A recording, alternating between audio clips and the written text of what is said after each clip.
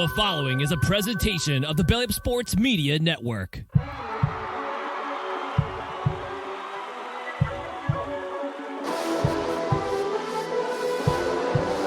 ball sends it over to Edward. Robles, goal! InsertName FC!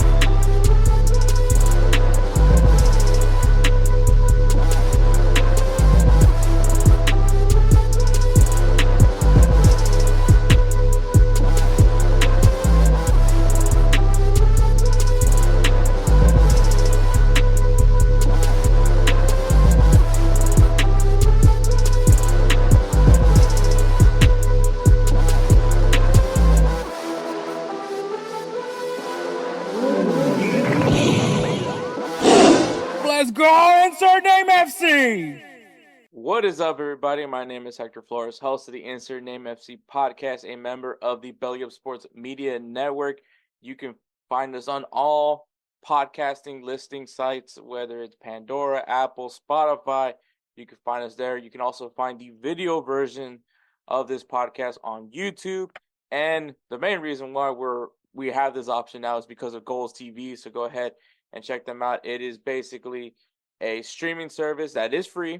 It's free right now. Go ahead and check it out. You have no excuse of just soccer content. So if you're looking for a specific MLS team, or you want the Americans' perspective, or USL, if you're a USL Championship fan, well, all the highlights and coverage of USL will be available on Golz TV. So GolzTV.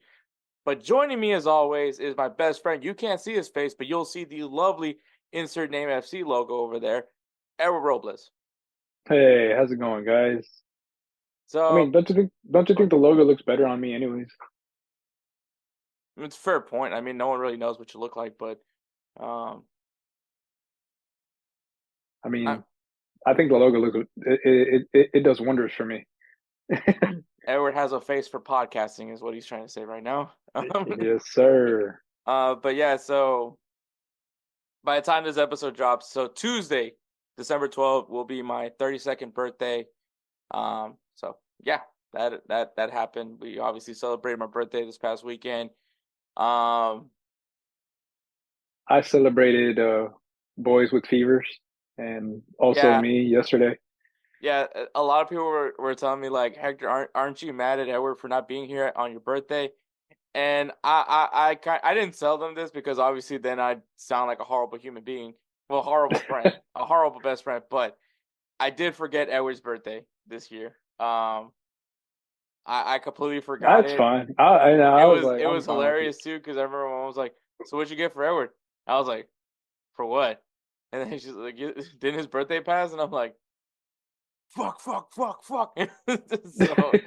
I called Edward immediately, and I was like, I am so sorry. So, we're even now. Nah, trust me. Like, if it was basically what you're saying is, if it wasn't for my kids having a fever and then for me catching it later yesterday, I basically would have been in the jail cell of horrible best friends. No, I mean, because obviously, parenting comes first. But like, it was just funny. Because nobody knew. Because obviously, I didn't find out till later. But yeah, like so I was busy with the boys, and I was trying to freaking basically stay alive as well as keeping them alive, because they had a fever about 101, and the other one had like 99. So they weren't like to where they were dying, but it's like they didn't want to do anything. They didn't want to play. They just wanted me to be laying there. Mm-hmm. So my phone was away from me the whole time. I was just there with them, laying down in the hammock. And then when I would try to get up, they're like, "Where are you going, Daddy?" And I was like, "I'm going to the kitchen." I was like, to go get something to drink, some water. And they're like, "Okay, I want to come with you." And then as soon as they would get up, they're like, "I'm hot." I was like, "I know, puppy." I was like, but then I would give them medicine. I even did the whole the alcohol with the water pañuelo trick on the head. Okay, I don't know where this is going, Edward. Oh yes, I gave my kids alcohol and they got better. I even tried getting my children drunk. It worked. Nah, but like basically, like a damp rag with alcohol on it. Just doing that kind of stuff. Did you roll up a piece of newspaper and set it on fire and put it on their ear? No, what in the hell? That's a thing. I don't think it's for that, but I've No, seen like I've seen it's a thing, and they pull out some like gunky earwax or something out of that, I and really have no idea what it's for. I just remember just I don't. I have rolling no up clue like what it's for. newspaper like in a cone, and then they like just put like obviously the tip on the ear, and then they just set the thing on fire. Um, are people weird? I gotta say Uh, that. Like, I mean, we have some cool stuff like our food, and but then there's like those things that we just like. It makes no sense. Like how our solution to I mean, everything I is could mix. Um, Vixen 7 Up. Vicks and 7 Up. Yeah. In various occasions, it was probably Sprite. I mean, it's the same thing. Um, but yeah, no, but yeah. So like, some people were asking me like, "Oh man, where's Edward? You know, where's Edward at?" And I'm like, I don't know. I mean, I'm like, he shows up, he shows up. Um, but I wasn't mad or anything. I mean, I kind of figured something came up with his kids because I mean, I don't know. I feel like every conversation I've ever had with They Edward, they're sick. they well, like what was it? Friday they didn't go to school because of that reason. Because Oh, I don't know. I take it back. She had to take them out of school early because they were sick. Because they got the fever. They basically had the fever from the daytime. Because apparently Mateo he had the fever, and he said that his head was hurting, but it was hurting to the point where he started crying. And normally he doesn't just do that just out of a whim, you know. yeah, So that's why I was like, oh crap, it's real. And so yeah, that's when I was like, yeah, I was like, I gotta take care of these kids. And when I was trying to be like, okay, I'm gonna leave the kids with my parents, of course, Deacon and Mateo, both of them were like, no, and they started crying because I was walking like away. I couldn't even walk to the bathroom without them actually thinking that I was leaving. So I was like, yeah, I was like, I can't do that to them. I was like, I felt bad, and I was like, they're sick. I was like, so I can't do that to them. yeah. I'd be more angry if you weren't with your children. Yeah, right. I'd be like, hey, where are the boys? Oh, they're home sick right now with And my you're parents, here. Worst and you're here drinking father with ever. me. And it's like, yeah, nah, but I always put their priority first. But I think they passed it on to me because yesterday night, that was my shit. That was my spiel. Had I feel drink, like that's just been your theme as a parent so far. It's just like your kids get sick, and then your kids get you sick, and then your kids get sick again. It's like the right, never-ending cycle, the flow chart right, of Edward's parenting life so far, if you will. pretty much. Are the Every kids time they sick? get sick, I'm like, Yes. Is Edward now sick? Yes. Are the kids sick? Yeah. mm-hmm. It's just like it keeps going. It just it's never ending cycle. But yeah. So I'm officially 32. I'm actually wearing one of my. This is the present I got from my sister and obviously my nieces. And it was funny. It was kind of funny because like it was in an Oakley bag. So this is the first time that the gift bag was actually what it what it was inside. So that was new. That was new. But it was just kind of funny because like I'm not really an Oakley guy. It is something that's I wouldn't say like it's strictly only military for Oakley, but like there is like I mean if you see many like military guys, they usually have like some sort of version of Oakley sunglasses, and it just it just seems to be the thing that like guys in the military wear Oakley. Um, and I used to make fun of guys for wearing Oakley, by the way. So it was hilarious. Felix and David were there, and so we were all me and Felix started making jokes about how I'm gonna go to the mall now and start like shaming people for stolen valor. Um, so Oh man. so yeah, but it's actually a really comfortable hat. I will say that. Once again, I'm not really an Oakley guy, but if you guys know me and Edward can tell you this, when someone gives me a gift, I actually start like trying to use it. Like Yep. prime example, my for Christmas a way back, my brother-in-law gave me a pair of Toms. I don't think anybody's ever seen me in a pair of Toms in my life. I think I did. When you were wearing Well, them, I was like, now, "What are the?" I was like, "What are those?" And you were like, "Oh, they're Tom." I was like, "What the fuck?" I was like, "I thought that was a girl shoe," and then you were like, "No, no, they haven't for guys." I was like, "Okay." I was like, I didn't question it. I was just like, yeah, "Okay." I was like, it's a different it's not something that, and also it's not something I can wear like if I'm going out like the whole day because well I don't wear socks with them. So it can be uncomfortable sometimes. But it's an enjoyable shoe. I wear it from time to time. Not now because it's freezing cold. But okay, well not cold for you It's not freezing Northerners. cold. Not cold for you Northerners, but for us Texans, it's cold. Remember, we're the state that like some snow hit us and our state completely shut down. So Yeah, it they couldn't do anything on a snow day. yeah. So Oh, but we thrive on the flood, dude. We're Noah's Ark. yeah, we On the can flood. handle flood, just not snow. But yeah, so like anyways, but yeah, so the birthday was fun. Really, it's always nice. But yeah, that is life. So this episode we got obviously our reactions that we do. We're also gonna talk Christmas transfer wish list. So me and Edward are gonna share maybe specific position groups. Maybe we'll even specify who we would love to see playing for our respective clubs. We're gonna the drawing for Copa America has happened, so we're gonna go ahead and take a look at Copa America. Look at the groups. It's a little bit not as big as the Euro, but it's still an interesting drawing. So we'll talk about that. We'll talk about the groups. We'll talk about what we think so far. Once again, not a preview, but we'll definitely take a gander at that. The MLS Cup playoffs. It's over. It's done. Congratulations to the Columbus Crew for winning their third MLS Cup.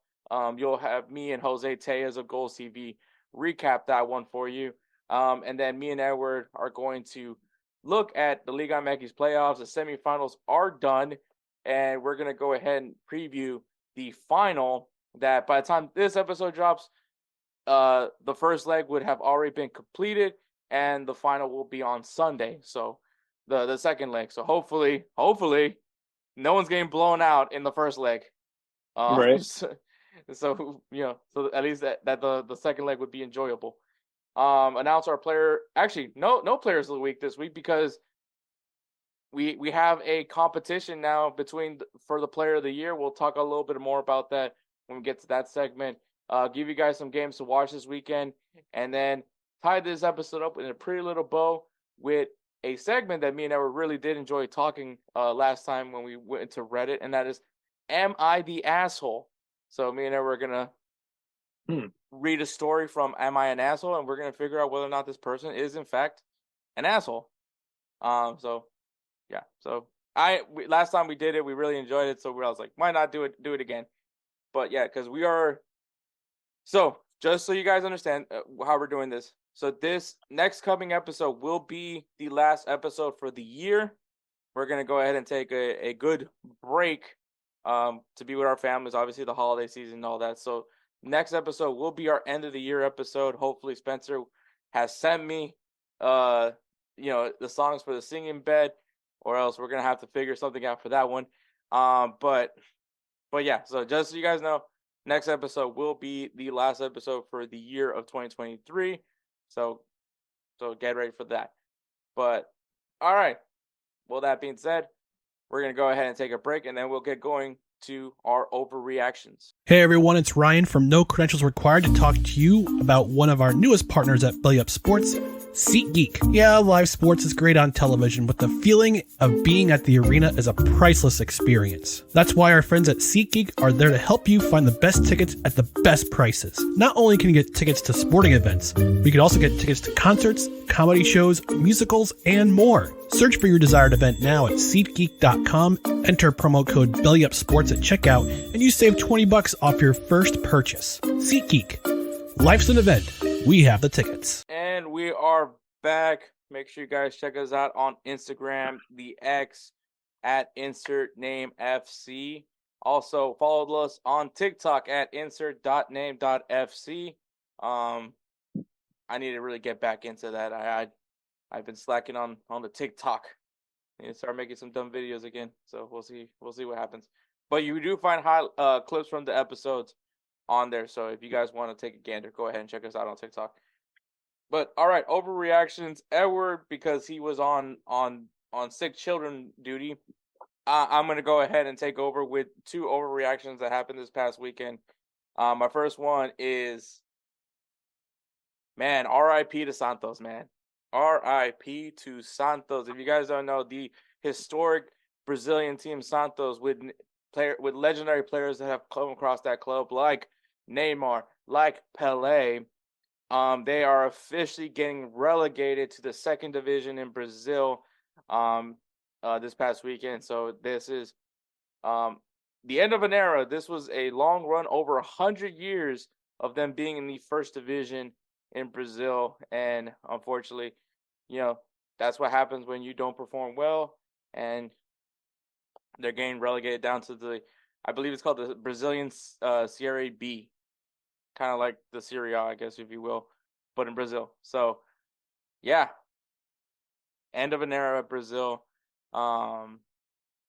When you, especially now, as of recently, man, you're seeing like a lot of like Brazilian players that are, because that's what honestly what the Brazilian league provides is a lot of, young Brazilians that eventually do go to Europe very young at a very young age. I mean, some names that you think of is like Vinicius, Rodrigo, Endrick is another name that's about to come up. Victor Roque, I believe, is going to be going to Barcelona. Actually, in January, he'll be making his move to Barcelona. But yeah, the names go on and on of all the players. But recently, if I don't know if you haven't been noticing, but it hasn't been a lot of names from Santos. It's been Flamengo, Palmeiras. Yeah, Santos been quiet, man. Santos has been very quiet. I could probably be overreacting at this point, but the last like big name that I could think of that came from Santos was Neymar. Yeah. And that was obviously his move from Santos to Barcelona. But yeah, man, over 100 years of being in the top flight, man, and now they're going down, and you can see the emotions all across not only the field but amongst the fans, just like having to accept the reality that they're getting relegated down. I mean, it's not over, it's not the end of the world, because obviously all they have to do is just, have a good season in the second division and then come back up. But it's just, this has been like a weird year where you're seeing some big clubs really doing poorly, where maybe a relegation is like, looks like it's coming. And I guess for at least for the year 2023 goes, it seems like that it just struck for Santos, like, once again, a very legendary club. If you guys want to understand the context of what's going on with Santos, it's like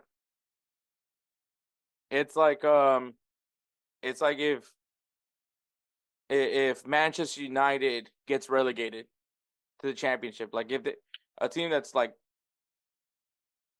just well known is in the Premier League. I actually think Arsenal would probably be a better example, because I don't think Arsenal's ever been relegated. Yeah. So I mean, but yeah, a team that's just been in the top flight for years and years and years, finally gets sent down, and relegation. Like, once again, it's not the end of the world. You can easily come back up, unless you're in Mexico, and like, there's no promotion. Well, I was about to tell you. So it's kind of like, so let's try to explain it, I guess, because a lot of people may or may not watch Brazilian, soccer. That's why I use the Premier League, Liga, right? Yeah. No, I was gonna say a little bit more into our side of the world, like Liga MX. It's kind of like watching America or Chivas go down. Well, and that's get why relegated. I say you can't use Liga MX, because we know the corruption over there. They'll just buy themselves back into the first league.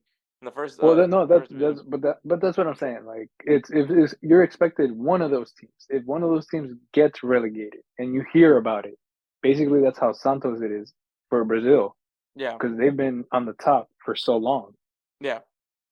No. Yeah. Exactly. So yeah, it's gonna be tough. I mean, it's not the end of the world, but I think it had to have been a wake up call for Santos fans, because it's not a team that I see a lot, especially in Libertadores, not in and like even same players that come from Brazil that go to Europe, we haven't been hearing many Santos players, if any.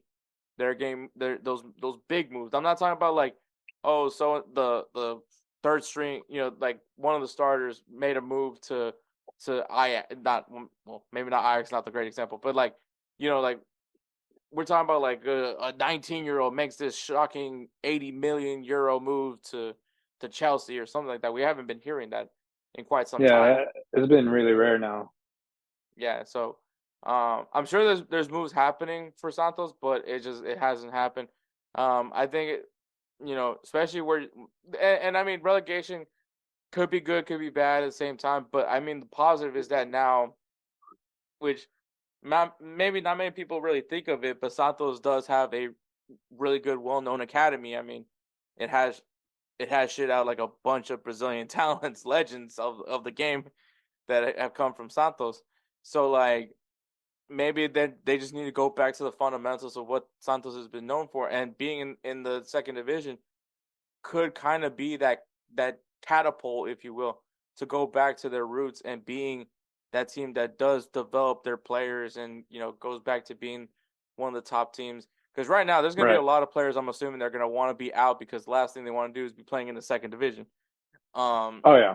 And so with that, you just got to find guys that, one, are hungry, and two, want to do this right by Santos. Because Santos, once again, is a big name. I mean, if you guys remember the Neymar documentary that came out, you had that one fan that literally has the Santos logo tattooed on his face. So I mean, there's commitment. There's commitment with that club. But yeah, it's unfortunate for Santos. Like I said, it has like a lot of history, a lot of legacy that comes behind that name. And yeah, unfortunately they're not going to be back in, but and maybe now it's kind of harder because I mean, like I said, Fluminense who just won the Copa Libertadores. Like those names are Palmeiras, like all these teams that like are being are really good right now. Maybe they just couldn't keep up. Yeah, I mean it's a like you said it earlier though. Like usually when a team is doing good in Brazil, you hear a lot of chatter in the major leagues like the EPL, La Liga, even the French league like PSG, Monaco. Like you would be hearing them talk about, hey, there's a kid that we're excited about in Brazil. We're gonna go ahead and talk to him, and he's only 17. You would hear all over the papers. You would hear all over the news. Hell, you would even hear like, oh, Neymar has been talking to so and so to come to PSG from Santos because he moved from there. Like you would hear something like that, like a mentorship of some kind from a major player. But lately, you haven't really been hearing anything like that from Santos's camp or anybody in the news whatsoever, anybody online at all. That they're like, oh, hey, this player from Santos is coming up, and then usually that's when you know that that team is kind of like either in mid tier or low tier. And I think there was one season that they ended up in last place. If I'm not mistaken.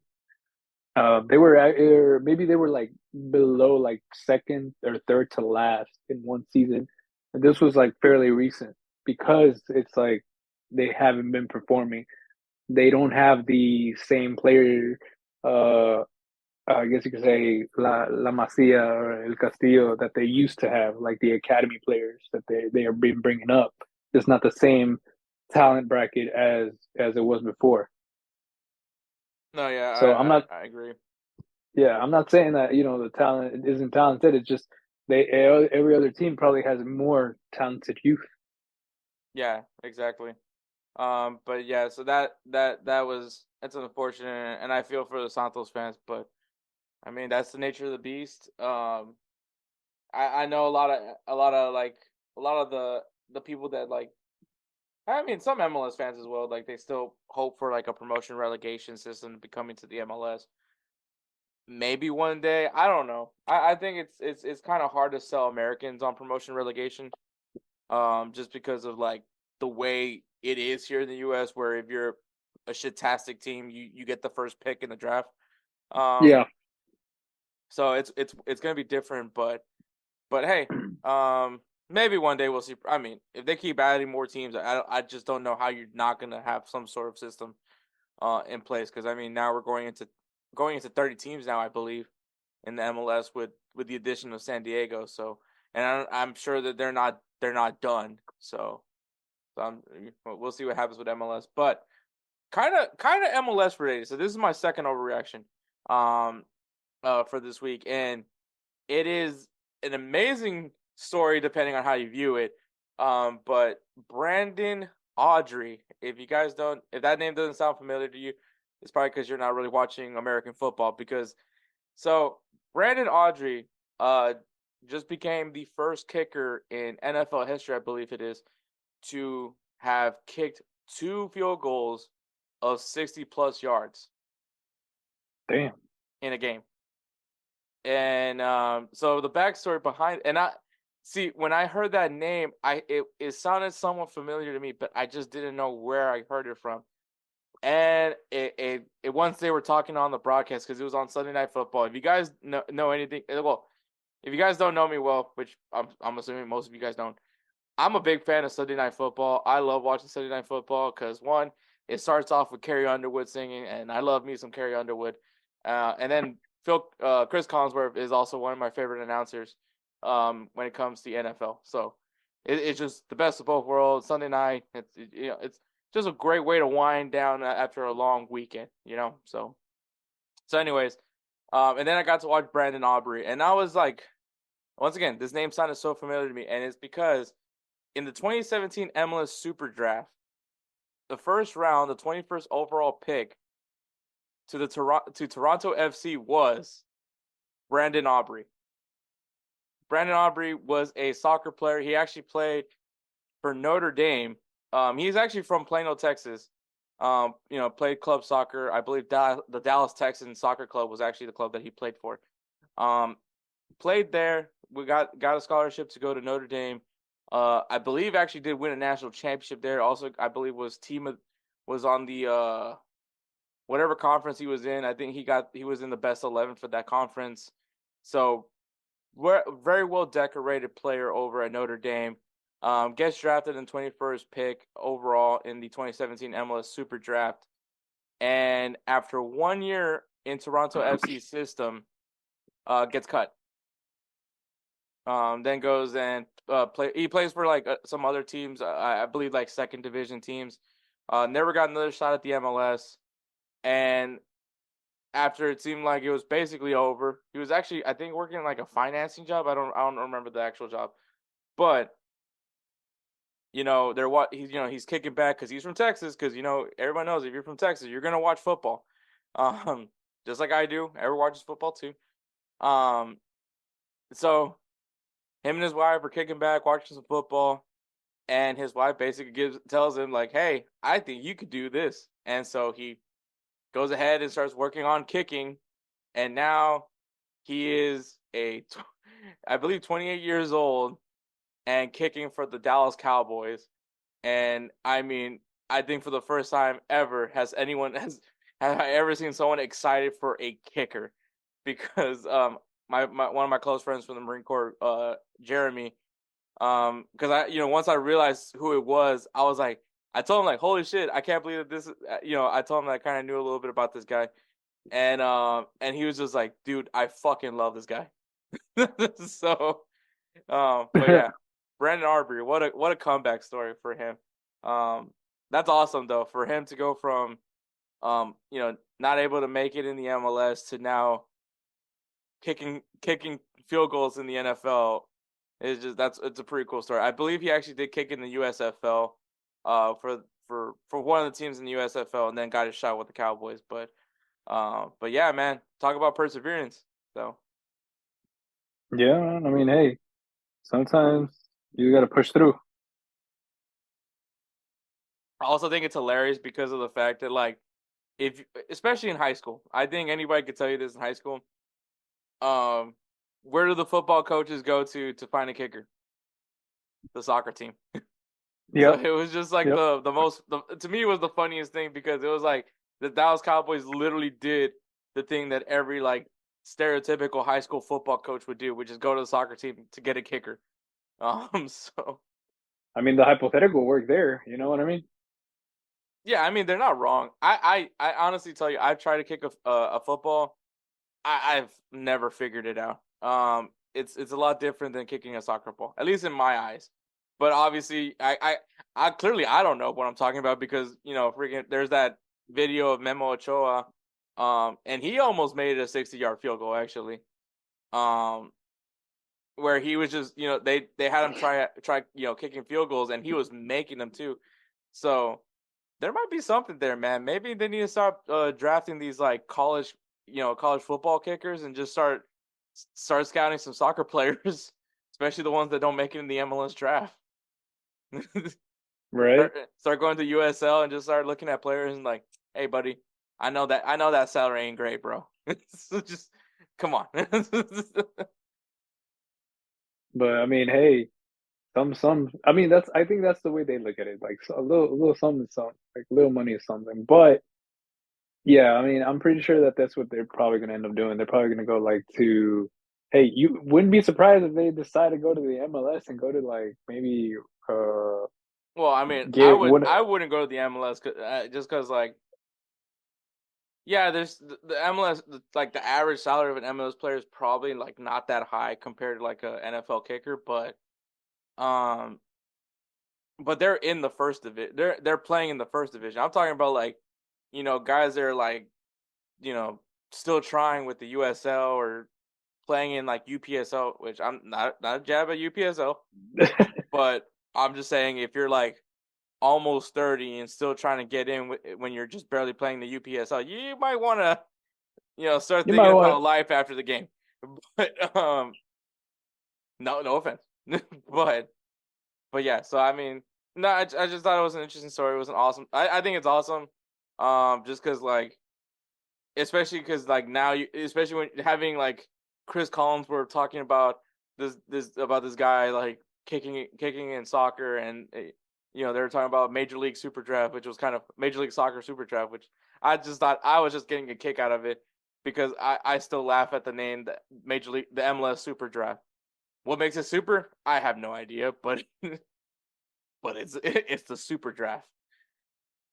But yeah, so that was my overreaction. But yeah, so let's go right into it, man. Edward.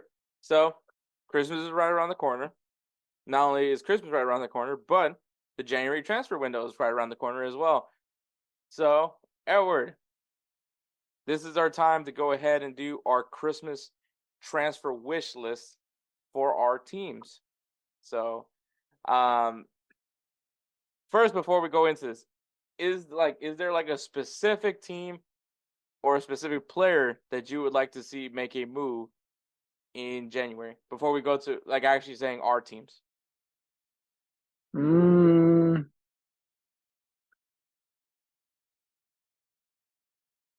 Maybe shoot. It's a tough one though. That's why I'm like, that's hard. It's a tough one. I mean, yeah, everybody seems to be settled in right now. I can't really say too much. Honestly though, João Felix, I guess to stay in Barcelona. He's been enjoying his game time. Look, I'm just gonna say this. I wouldn't be shocked if he's unable to get into the parking lot at Atletico Madrid when he goes back whenever his loan is done, especially after he scored the game winner against them. Oh yeah, I know. Especially with the celebration.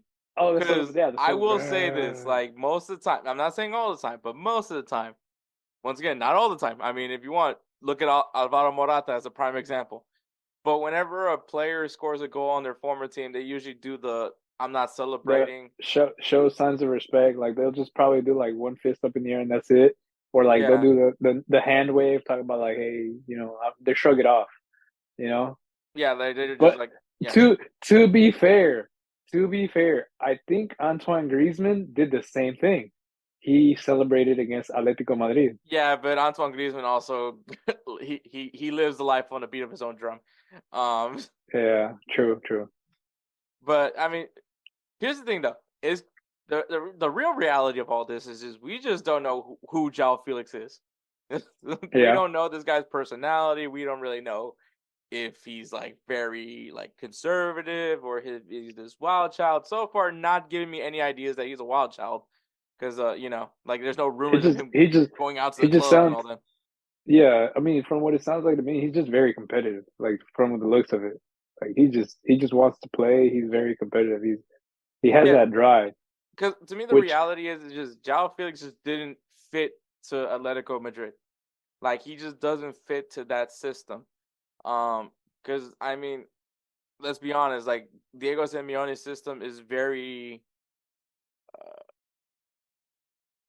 I'm not saying like you don't have much creativity, but your position is your position. Is basically Yeah. what I'm saying. It's not, and then also I don't think he's a dog. That's the other thing about João Felix.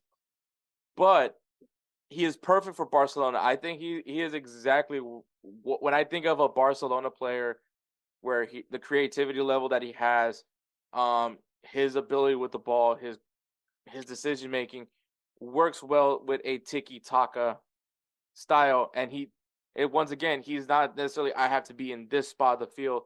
Like I go wherever the ball is, or I need to be where to cover, which is once again it's total football. It's not necessarily like anyone has like a specific position, but someone just needs to be in that spot, if you will. But and I think that's what João Felix is perfect for. That's why since going to Barcelona, I think he's been really good for Barcelona. I mean, everyone keeps talking about the Jows, because him and João João Cancelo, bro, yeah, João he does really Cancelo, well as bro, well. he is beast in there. Yeah, He's and, he's pulled the freaking Barcelona sausages out of the fire so many times now. yeah. So yeah, really good moves for them. So maybe. So I guess we'll start with Barcelona, Edward. Barcelona, do you feel like it's they got to keep the Jows? I feel like they do for the meantime. They All have right. to. Especially with like I'm not trying to downplay him or talk bad about him, but Lewandowski, he's been in a drought. And it's been very noticeable, like really hardcore. Like he's been in front, like goals that you think he's about to score, and it just he zooms them. He it's not that he hesitates to shoot. It's like his shot's not there. Mm. I, It's very odd. It's would would unsettling. would you say maybe they should terminate his contract? I want to give him the benefit of the doubt, to be honest with you. Like I do. Like I want to give him the benefit of the doubt, give him the time, give him, the respect he does deserve, because he's done basically what João Cancelo has done too, where he's pulled their weenies out of the fire just in time, like with the last minute goals, with scoring, a plethora of goals for the season. And he's only been there what one season. He hasn't been there like multiple seasons. Hmm. Yeah, okay. Like a full. So I he's mean, been there. It's like, I get what you mean with Lewandowski, because obviously this guy was literally the leading goal scorer for La Liga last year. yeah. So it's like once again, it's so hard to like to forget that. It's like it's just one of those things where you're just like, he's gonna score. He's like it's like just that Yeah. thing that you in your head you're like, he's gonna score at some point, and when he scores, it's gonna flood. Like the floodgates will be open, and Robert Lewandowski is Robert Lewandowski once again. And that's exactly how I feel too. Like So I get once that. he scores, it's like he's gonna find his confidence. He's gonna find his form. But would you be looking at a striker right now? And I'm not If I saying was, like you have to go get yourself like a Harry Kane or Richarlison or anything like that. Like maybe there's a young player out there that maybe you're like, hey, he's cheap. I mean, because Barcelona's broke allegedly. But is there somebody out there that you think like maybe he's not starting right away, but hey, when his time comes, it's time. so, and we've all talked about this. I've talked about this with you, and I've said it a lot of times. But right now, though, he's gotten a lot of starting time, playing time. So it's not like he's been left in dust. But Darwin Nunez, Like you're trying to get him out of Liverpool? yeah, That's like I feel that that's interesting. I think he would be a pretty good fit for Barcelona. That is interesting. I the only reason why I say that is because I mean Liverpool has actually made it be known that they're interested in getting Mbappe. Oh yeah. And if you were to once again, I don't know how Barcelona's gonna somehow have the transfer fee for Darwin Nunez because Somehow they tend to run into money in a briefcase in the packed subway I don't know. I don't know. I That's what I'm do assuming. agree with that part. So maybe that if Liverpool was to be if I think if Liverpool somehow decides that they want to move on from Darwin Nunez, which seems crazy to say that out loud, but I mean, this is obviously a wish list. This isn't like we're not gonna get, just because you say you want the PS5 doesn't mean you're gonna get it. Maybe you get an Atari instead. Are you gonna be mad at the Oh Atari? God. No, but it's not the PS5. But It's kind of it's also actually, thinking. I'm Ataris also now are thinking. probably more expensive than the PS5. No. The PS5 are still more expensive than Ataris. I know. I mean, unless you're like a retro game collector, Not even then. like the original Atari, like you're not gonna find an original Atari. Yeah, you can find the original Atari. It's just they're going to be not as pricey as you expect them to be. The only way that they're going to be really pricey as hell, it's just like they come with like the games already included, controllers, all kinds of stuff. I would say probably a never been opened Atari. Oh yeah, no, that's non-existent. Yeah, I'm sure. I don't think anybody when the Atari came out was, I'm gonna keep this one. I'm not gonna open this one at all. Well, for one, I don't think they actually did NRFB? what you call it? Yeah, an RFB. Never. They don't.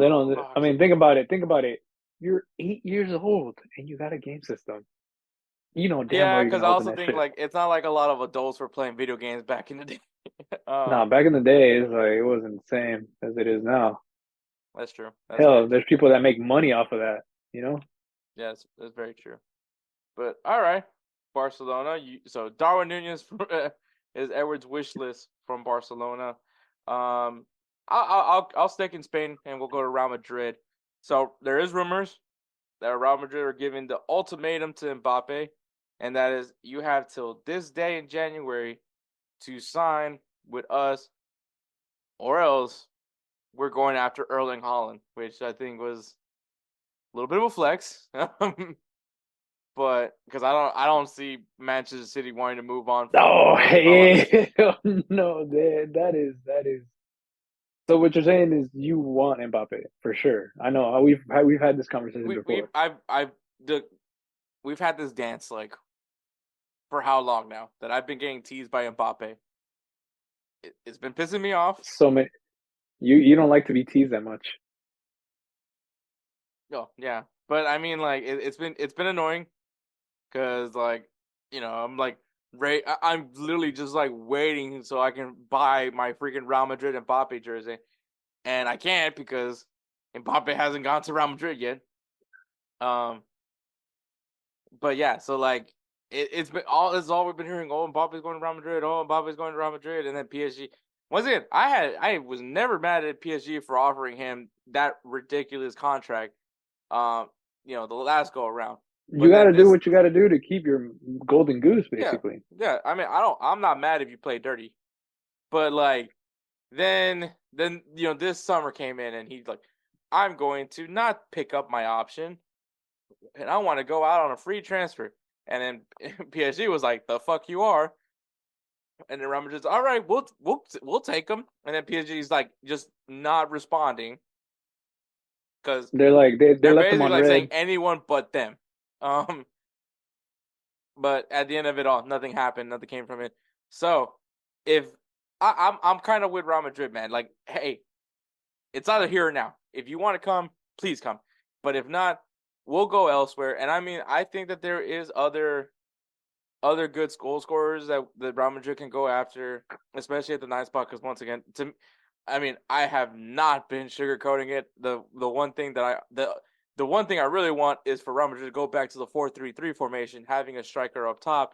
And honestly,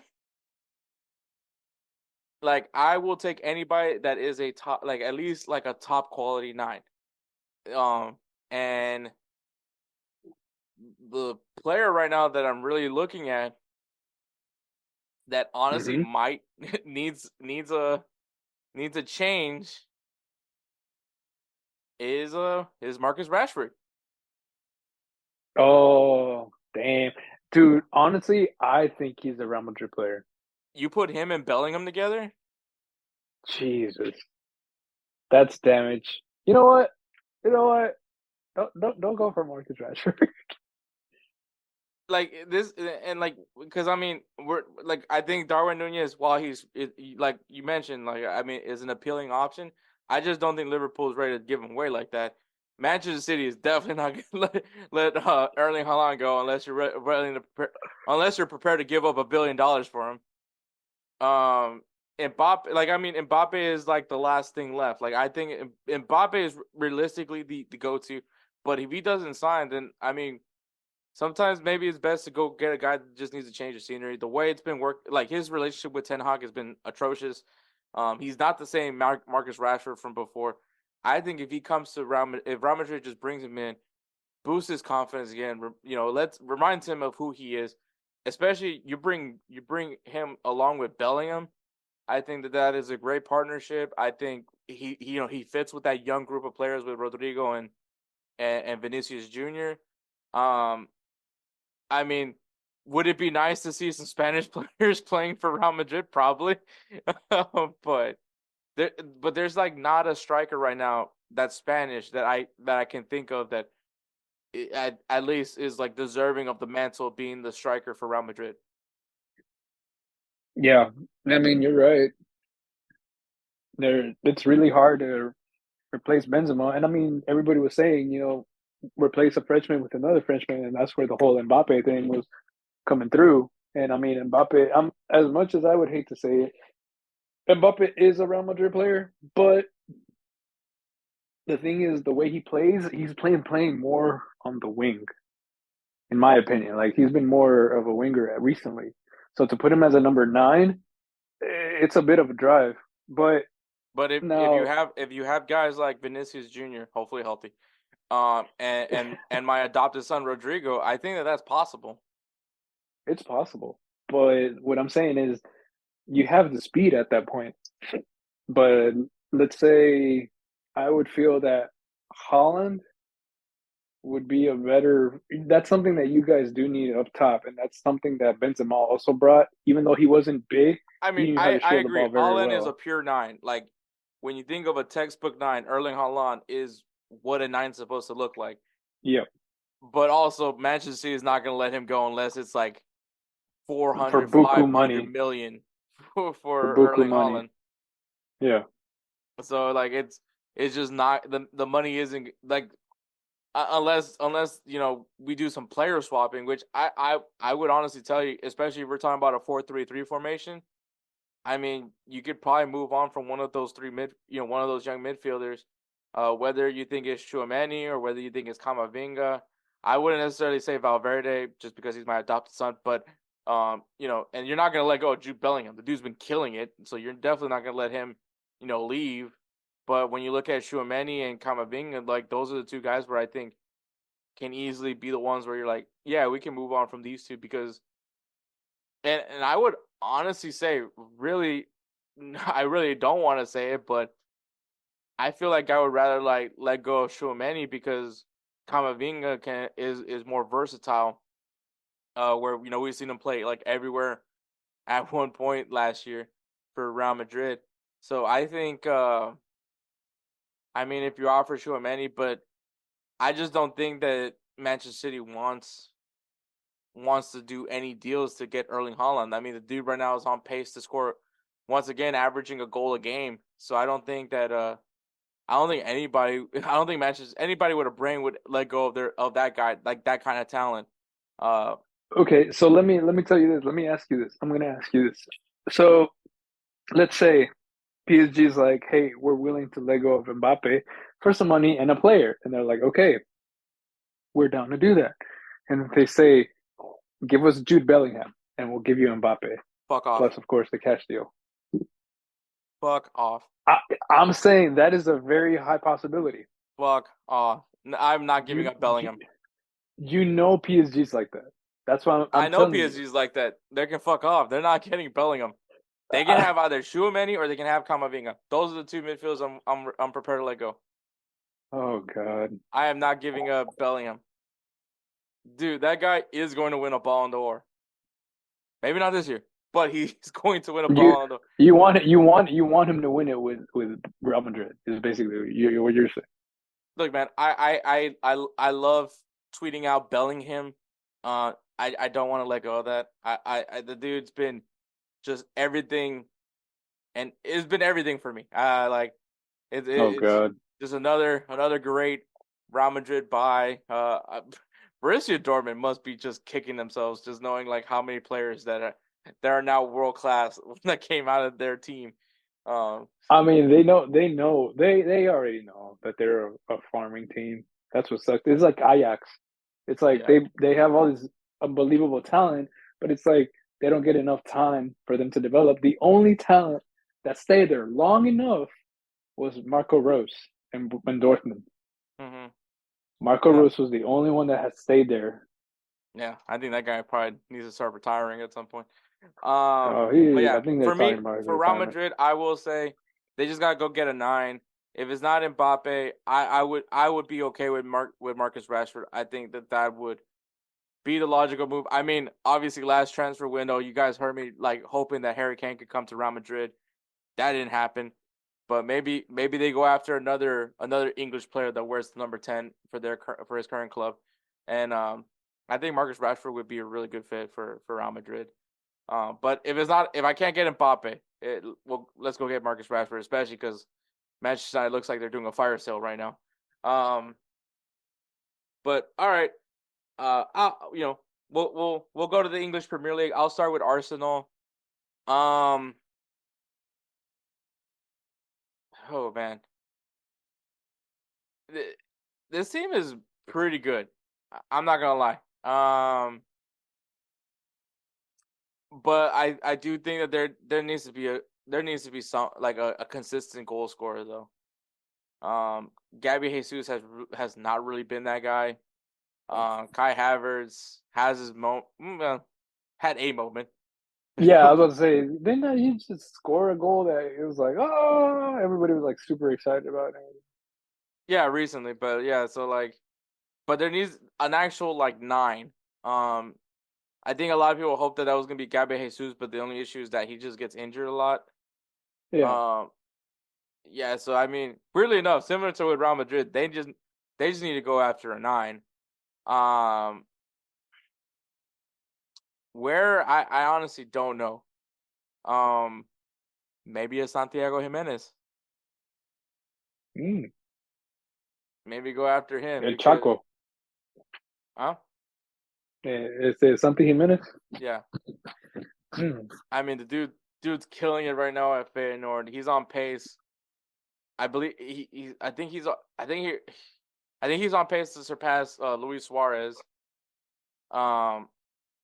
Also, I think he's on pace to pass Hugo Sanchez too. In some I don't know. I'm not Mexican. I'm not following that. But Santiago Jimenez is like more and more looking like the real deal. Yeah. Why not go get him? Like we know that the Eredivisie is just is like a breeding ground for like potential top talent. I mean, maybe not recently with the way Ten Hag has been handling Manchester United, but it's been a pretty good source of getting players. And Santiago Jimenez, like, I mean, at this point, he's just a big fish in a small pond. Like, let's see what he does in the English Premier League, and like, I mean, why not go get him?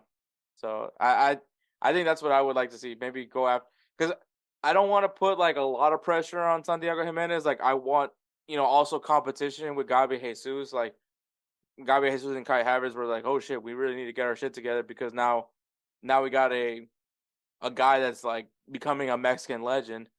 In our own in front of everybody. Like this dude's been killing it. Like I feel like he scored in every single game. He's like, at least every highlight that I've seen him play in, he scored a goal. So I think taking like a little bit of a risk going after Santiago Jimenez, but bringing him in, build some competition up front, and then hey, if he wins the job, he wins the job, kind of thing. So I would say going after Santiago Jimenez for Arsenal would be pretty good. Okay. Yeah, I think you're right. I mean, that'd be good. All right, Edward. Unfortunately, we got to talk about Manchester United, man. Oh God. Where to There's start? there's rumors right now that the Casemiro, Rafael Varane, there's another player. But there's a lot of players that are up for sale this transfer in this January transfer window. Weirdly enough, not Harry Maguire, but he's also gotten a little bit better. Yeah, it's so weird. McTominay has gotten pretty good. But yeah, I mean, they're offloading a lot of players. So, I mean, where do you want to start? Well, where to start? For one, honestly, you're gonna laugh. I feel like we just need a new manager. It's not even a transfer anymore. Like, we just need a new manager, and it would be possible. I know how they said that, and then this is gonna be so weird for me to say, but I've seen him do some miraculous things. I know they say Carlo Ancelotti might be leaving, so if he could manage Manchester United, that would be pretty ballsy. That would be pretty badass. And then he could actually put them up there, because I'm pretty sure he can work with what he has at that point. All right. I mean, okay. So you're not wrong. I mean, Carlo Ancelotti has won everywhere. He's literally won everything. Everything in Europe, everything like club wise that a European coach can do, he's done it. He's won in all the top 5 leagues. He's won at PSG. He's won at AC Milan. He's won at Chelsea. He's won Real Madrid. At Real Madrid. He won at Bayern Munich. He obviously has won multiple Champions Leagues as well. Well respected former player, which is why he's respected so much. He knows how to deal with stars. I mean, look at all the teams that he's been managing. Yeah. I mean, that AC Milan team was a freaking stacked team. Bayern Munich is always stacked. PSG, I mean, PSG, we all know PSG is stacked over there. PSG is stacked. PSG is basically star power. Chelsea was probably the only thing that was maybe out of, like, a little bit different from what he normally goes after, because, like, Chelsea can be a team that goes after for star-studded players, but then can also be that team that, you know, like, goes after and gets these, like, promising young players and see how they pan out, like Oscar and Eden Hazard. But yeah, Ancelotti has proven to be able to win everywhere. It's funny how, like, Jose Mourinho says he's a special one, but I mean, he's never done anything that Carlo Ancelotti has done. And Carlo Ancelotti has done basically everything that he's done except for winning the Europa Conference League. Yep. Which and had to Jose do an Mourinho awkward has. wedding proposal. Yeah. Oh, yeah. But yeah, I mean, is it possible? I don't know, because obviously you have to wait till the end of the season for that to happen. It's not necessarily a January transfer window that could happen. But I also think that, like, I think Manchester United is going to try to stay committed to Ten Hag. Because I mean, if that's the case, they wouldn't be offloading players. If they felt, because, you know, the reason why they're doing that is because they're like, okay, Ten Hag, you feel like we don't have the players, so we'll trim the fat, if you will. Which is crazy to say that when you're thinking of Casemiro and Rafael Varane. But yeah, I was like, what? I mean, like, dude. But I mean, well, I think Manchester United is gonna try to take a page from Arsenal, because I mean, let's face it. I mean, you've heard me talk very bad of Mikel Arteta. But, you know, Arsenal stuck with him, and I mean, look how Arsenal's doing right now. And I think maybe Manchester United is like, maybe we're giving up too early on these coaches. Maybe we should have gave Louis van Gaal more time. Maybe we should have gave Jose Mourinho more time. I think you gave him enough time. Maybe we didn't give enough time to Ole Gunnar. Maybe we didn't give enough time to Ralph Ragnick. I feel like Ole Gunnar would. Maybe Cristiano Ronaldo was right. You know, they're never gonna say that. Yeah. But I think they're gonna try to, like, stick with Ten Hag. But I don't want to say the season's done for them, but, like, because, you know, anything's possible. But, like, I mean, the thing is also there's things that like Ten Hag does that I kind of don't agree with because like I see him uplifting Harry Maguire, I see him uplifting McTominay, but he doesn't do that for Rashford. He doesn't do that. He doesn't. I mean, he right now he doesn't want to touch Anthony with a 10-foot pole. Which I mean, to be frank, I don't think anybody wants to right now. It's like he uplifts the players that we don't understand, but then like when you look at Marcus Rashford, who's been going through a slump, like he hasn't done anything except bench him. So it's weird. Like it's really weird to me. He's supposed to be this guy that knows how to work and develop players. Obviously he's a prodigy of Pep Guardiola, and all those things. So it's interesting with me with Manchester United. I get what you mean from moving. Like you need to move on.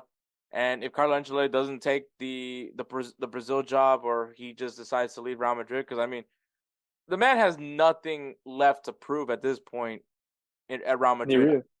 Like I don't blame him if he chooses to leave Real Madrid because he's done everything there. It's like because I mean, I will tell you when Real Madrid let go of him, the following season after La Decima, I was pissed because I was like, dude, we just gave up like the best coach that this team has ever had. And granted, we did get Zinedine Zidane from it, but like it was just always such a head scratcher move. And honestly, let's be frank, Zinedine Zidane was just basically copy and pasted what Carlo Ancelotti did. It's not like he did anything masterful. It's still, I mean, obviously, it's still like a good testament to show like how he was able to stay the course and keep the team going. I mean, 3 straight, Champions League titles and all that. Maybe go after Zidane. Zidane's not doing anything. Basically, Carlo Ancelotti. He probably doesn't want to deal with it right now. That's why they probably. He's been linked to Manchester United like numerous occasions. Yeah, I know. I remember that, but I don't see it happening. The only reason why I can see why someone's like maybe not certain of Zidane is because of the fact that he literally just copy and pasted Carlo Ancelotti. Like, yeah, but that's the thing. That's the winning strategy. It's like, you know what? It's like Zinedine Zidane is what's his name? Carlo Ancelotti is that coach from Waterboy, the one that the Fonz played. I forgot his name. Coach Klein. Yeah, Coach Klein. But then Zinedine Zidane was the guy who stole the playbook. Who stole his plays. Became a championship-winning coach. Yeah. No, I know. I get all those things. But yeah, maybe. I mean, I don't know. It's not certain about Xabi Alonso. I know there's rumors of him going to Bayern Munich. There's rumors of him taking over Real Madrid. There's nothing like signed and sealed because obviously we don't. Maybe for Bayern Munich, maybe they might want to move on for two. Hey, do you want Tuchel? No. Don't get me wrong. He was a good coach. I feel like PSG wronged him in that sense, but they didn't give him enough time. I think also Chelsea wronged him. Oh yeah, Chelsea wronged him. God forbid, just because he didn't want Cristiano Ronaldo. Yeah, right. Oh man. But I feel like I don't know. I feel like Ancelotti could bring that team back. Yeah, maybe. We'll see. But it's a Christmas wish list for a reason. But yeah, so Carlo Ancelotti, that's what you want from Manchester United. Santa Claus, if you're listening. All right, we'll go to Italy, Juventus and AC Milan. What do you want to do, Juve or want to do AC? Do AC. Okay. A doctor. That's what that team needs. Because that team has been getting riddled with injuries.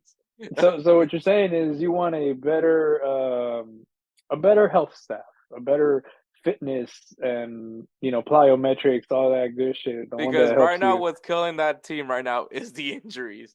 And it's not just Christian Pulisic. It is a lot of guys on that team that been dealing with injuries. So yeah. Yeah, definitely. Excuse me. Let's get AC Milan a better doctor. No man, damn. But I know Zlatan Ibrahimovic is supposed to be joining the team as like a advisor or something like that. I think like a front office type of guy, a front office sort of position. I don't think that really does anything, but I think that's cool. But like honestly, I think AC Milan is like pretty. If anything, maybe start bringing in players that in case like for the guys that are gonna get suspended for the Italian betting scandal. Maybe that's what the move would be. Yeah, that would be. Maybe maybe go get players that are not Italian. Oh So man. that might be the move. So yeah, maybe that's my solution. Just prepare for the Italian betting scandal suspensions because that's gonna be a lot of players. And not even just like like from AC Milan, but like in general, there's gonna be a lot of players. Maybe except for Donnarumma because he didn't need a bet to make money. He just had to poach from PSG. Yeah, pretty much. But all right, Juventus. So there's just been rumor going around. I don't know how true it can get. But I've heard that Tim Weah, that he's actually one of the transfers that Juventus has been looking at. Tim Weah is in Juventus. Oh, I'm tripping balls. All right, we got him. All right, well, my wish is left. No, to be honest with you, roll the credits, guys. We got him. Right. No, the thing is, like, everything has been going well for Juventus. It's really hard to find like a wish list of any sorts. You know, you guys still have Szczesny as your goalkeeper? No. Let me see. I think no, honestly. No, maybe that's why they're doing so well. Yeah, Cheryl, tell me about it, dude. No, let me see. Yeah, because they've been winning their games. They're actually in second place. I don't. It's funny. My hate for Szczesny continues on. No, he's still their goalkeeper. Oh, that's unfortunate. Damn, you've been hating. Maybe you want to upgrade that position. A long time. I hear Keylor Navas is available. Shit, I would honestly, dude. Do you remember? Oh God, bro. Imagine if somehow Claudio Bravo was still available. Dude, that guy's got to be sold now. Yeah, I know, but that's what I'm saying. Like, if he was still able to play, bro, I would. I still remember when he left Barcelona and went to Manchester City and to not even play. Yeah, I know. It was so sad. That was Josh Hart, I think, was still the starting goalkeeper. Yeah, and then damn, what the fuck happened to him? Is he still playing? Didn't he go to like the second division? He went to Italy. Oh, that's right. He went to Italy first. Maybe came back to England and played in the championship. But yeah, what a name. Joe Hart. Joe Hart was Joe Hart, not Josh Hart. But yeah, Joe Hart. Yeah, no, I said Josh Hart earlier. He was England's starting goalkeeper for the longest time. He was a beast. Yeah, too. I still don't get that. I don't get Pickford right now, but I mean, would you want to pick Joe Hart over Jordan Pickford? No, I'd take Nick Pope over them. But well, I mean, Nick Pope's injured, so maybe that's why you put Pickford.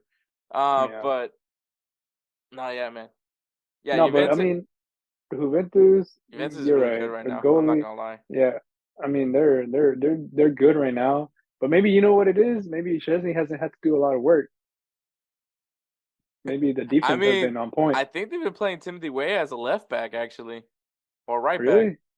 Yeah, I mean, look how stacked that team is right now. Yeah, man. I mean, and I like how the rumors have always been like, "Oh yeah, we're gonna move on from McKennie," and it's like, nope, McKennie's still there.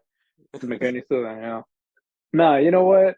If it came to that point, no, they love McKennie. No. No, I'm saying like goalie wise, I would probably. Ooh, man, you know what? I just realized Ter Stegen's gonna be out for a while, huh? Yeah, he's gonna be out for. Yeah, Peña's been playing for Ter Stegen right now. Oh, okay, so you feel like you're good on goalkeeper, or would you? Iñaki Peña, he's okay. Okay. He's not like All right, so but it's like maybe an upgraded goalkeeper. Okay. Upgraded goalkeeper. Shoot. No, man. Yeah. All right. But All right. So we'll go to Borussia Dortmund. Okay? I'm gonna say this for Borussia Dortmund, and tell me if you disagree or that you disagree with me or not. Go get Jadon Sancho back. yes, Go get Jadon Sancho back. he needs playtime, and Borussia Dortmund need him back. Yeah, just get the man back. Like, dude, go. Like, if it has to be a loan, just do that. Like, just bring him back to Borussia Dortmund. Bro will be eating at Dortmund right now, and the way like the Bundesliga is looking right now, I mean, I feel this is like probably the Dortmund most could open. This is the most open the Bundesliga, and I thought last year was pretty open, but this is pretty open opportunity for the in the Bundesliga, and I mean, Borussia Dortmund, you bringing Jadon Sancho back, adding with friggin' all the attack that you already have as it is, a healthy Gio Reyna. Yeah. Oh man, that is by far lethal. Yeah, I would definitely say try to bring back. I think that would be like to bring back Jadon Sancho to Borussia Dortmund. That If would I be was the making that Borussia list. dream. Well, no, that's the thing. It's like I was thinking about Jadon Sancho too, Okay, or Dortmund, because we didn't really talk about Dortmund. that's We why I just was said saying Borussia Dortmund. yeah. But yeah, Jaden. No, let's say Jordan. Jadon Sancho, back to the Dortmund. That would be the dream. That would be the wish list complete. Mm-hmm. All right, Yeah. I'll wrap it up with the last team, and that is of course my Houston Dynamo. One game away from making it to the MLS Cup. I think it's very clear they need to go get a striker. Corey Barrett is leaving. He's going to Austin FC. It looks like, and I'm okay with that because he wasn't really that consistent. Yeah, they need to go get a 9 because they thought they had a 9 with Sebastian Ferreira, but that dude was too busy eating KFC in Mexico to actually give a damn about playing striker for the Houston Dynamo. So I would definitely say I think this team is almost pretty perfect. I think maybe go get another winger as well, a playmaking winger, and then actually add like a real traditional 9. I know people are saying Chicharito, keep Chicharito away from Houston for me, please. Oh As man, much as I love the guy, I no. you're like I'm looking to win. I'm like I want someone healthy. um, but that's the interesting thing. Like, who is a player right now that can come in, maybe be kind of a sexy signing? Because I believe Steve Clark will be coming back. Hopefully they bring back Griffin Dorsey. I think Franco Escobar kind of said that he's coming back. You have that strong back line. Your midfield is disgusting as all hell. Alberto Carrasquilla, he might be going to Europe, so you're probably gonna need to find another midfielder of his quality. But I think the striker is probably more important. Oof. I'm trying to think of like a 9 right now in Europe that could benefit them. Olivier Giroud is not leaving Europe. I just want everyone to hear that from me right now, because as much as I would love to see Olivier Giroud in the What about? Dynamo, I was just say, what about Lewandowski? If bro, I'm about yeah, yes, I would want Robert Lewandowski. Will he come to? I think he makes more sense for Chicago than anything else because of obviously the Polish influence that's in Chicago. yeah, But no, yeah, I would definitely love that. I mean, he's not going to Inter Miami because Luis Suarez is willing to take a pay cut to go there. yeah. But yeah, that would be not that I think that'd be really nice to get like a Lewandowski, like an actual like straight up just 9, a guy that just stays in front of goal and just puts it in the back of net with just like a tap in merchant. It does like people really shame people for being tap in merchants, but I don't fucking I care how mean, you do it. Just fucking yeah. score a goal. Like I don't like. Does that matter to me? No. All I care is how many goals you have at the end of the season. Like, fuck out of here with that. Oh, you're just a tap in merchant. Dude, fuck off, man. Yeah, I think that's. Or would Edinson Cavani come here? That might be a possibility. That actually might be a possibility. Bro, imagine Edison Cavani versus Luis Suarez. Ooh, get your bro. Hey, hey, it would be a Barcelona PSG match all over again. Oh yeah, that's right. Dang, it's funny. Like when you really look back at like Edinson Cavani's like resume, besides that weird short stint that he had at Manchester United, um, he was at Napoli, right? And then PSG. It's like just like not the resume that you would think of for a guy of his talent level. Like you would think he would be playing for one of the big teams. But dude, yeah, I would love like a Edison Cavani to come to Houston Dynamo. But yeah, a number 9. That's what I want from the Houston. It seems like the theme of my wish list is just that everybody gets a 9. It's just, you all get 9s. That's what it sounds like. It sounds like you're Oprah handing out all the 9s. You get a 9. But You get weirdly a 9. enough, that's what these teams are all get a missing. 9. This is what that's all what like my teams are missing. Real Madrid's missing a 9. I mean, I think it's up for debate with Arsenal, but I think, if you had a more consistent 9, this team would probably be doing more damage than it is right now. And they're doing really good right now. So imagine if they had a 9. AC Milan, they just need to be healthy. But we'll see, man. We'll see what happens in the transfer window. But all right, the 2024 Copa America drawing has been done. So, but it's not official yet because we still have a playoff game, 2 playoff games that need to be done on March 23rd. So on March 23rd, we'll probably same thing like I said with the Euro, where once it gets closer, we'll do like a better preview of it. But March 23rd, we have Canada versus Trinidad and Tobago, and Costa Rica versus Honduras. These are the teams that lost in the quarterfinals in the CONCACAF Nations League. So I mean, if Mexico would have lost to Honduras, they still would have had a chance. And judging that it's Costa Rica, they probably would have had a really good chance. But yeah, Canada and Trinidad and Tobago, Costa Rica versus Honduras. Just right now, who do you think could come out? Who could come out from those 2 matchups? I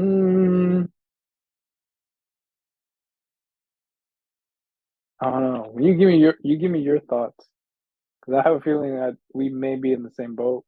So Canada has looked awful recently. Not saying that Trinidad and Tobago is any better. But no, but who would you pick out of Canada? I would pick Canada. And Tobago? Yeah, exactly. I would pick Canada regardless. I mean, they're not doing great, but it's just like with all those names, right? Like all the names that we've been hearing about Canada, like Canada's on the up and up, with Alphonso Davies and damn, what's the striker from I think he still plays in France. Jonathan David.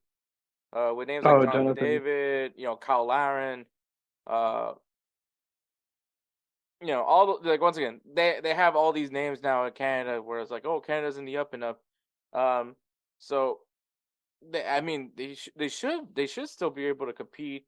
So I would still say, versus Trinidad and Tobago, I would still fancy Canada's chances on that point. Costa Rica and Honduras.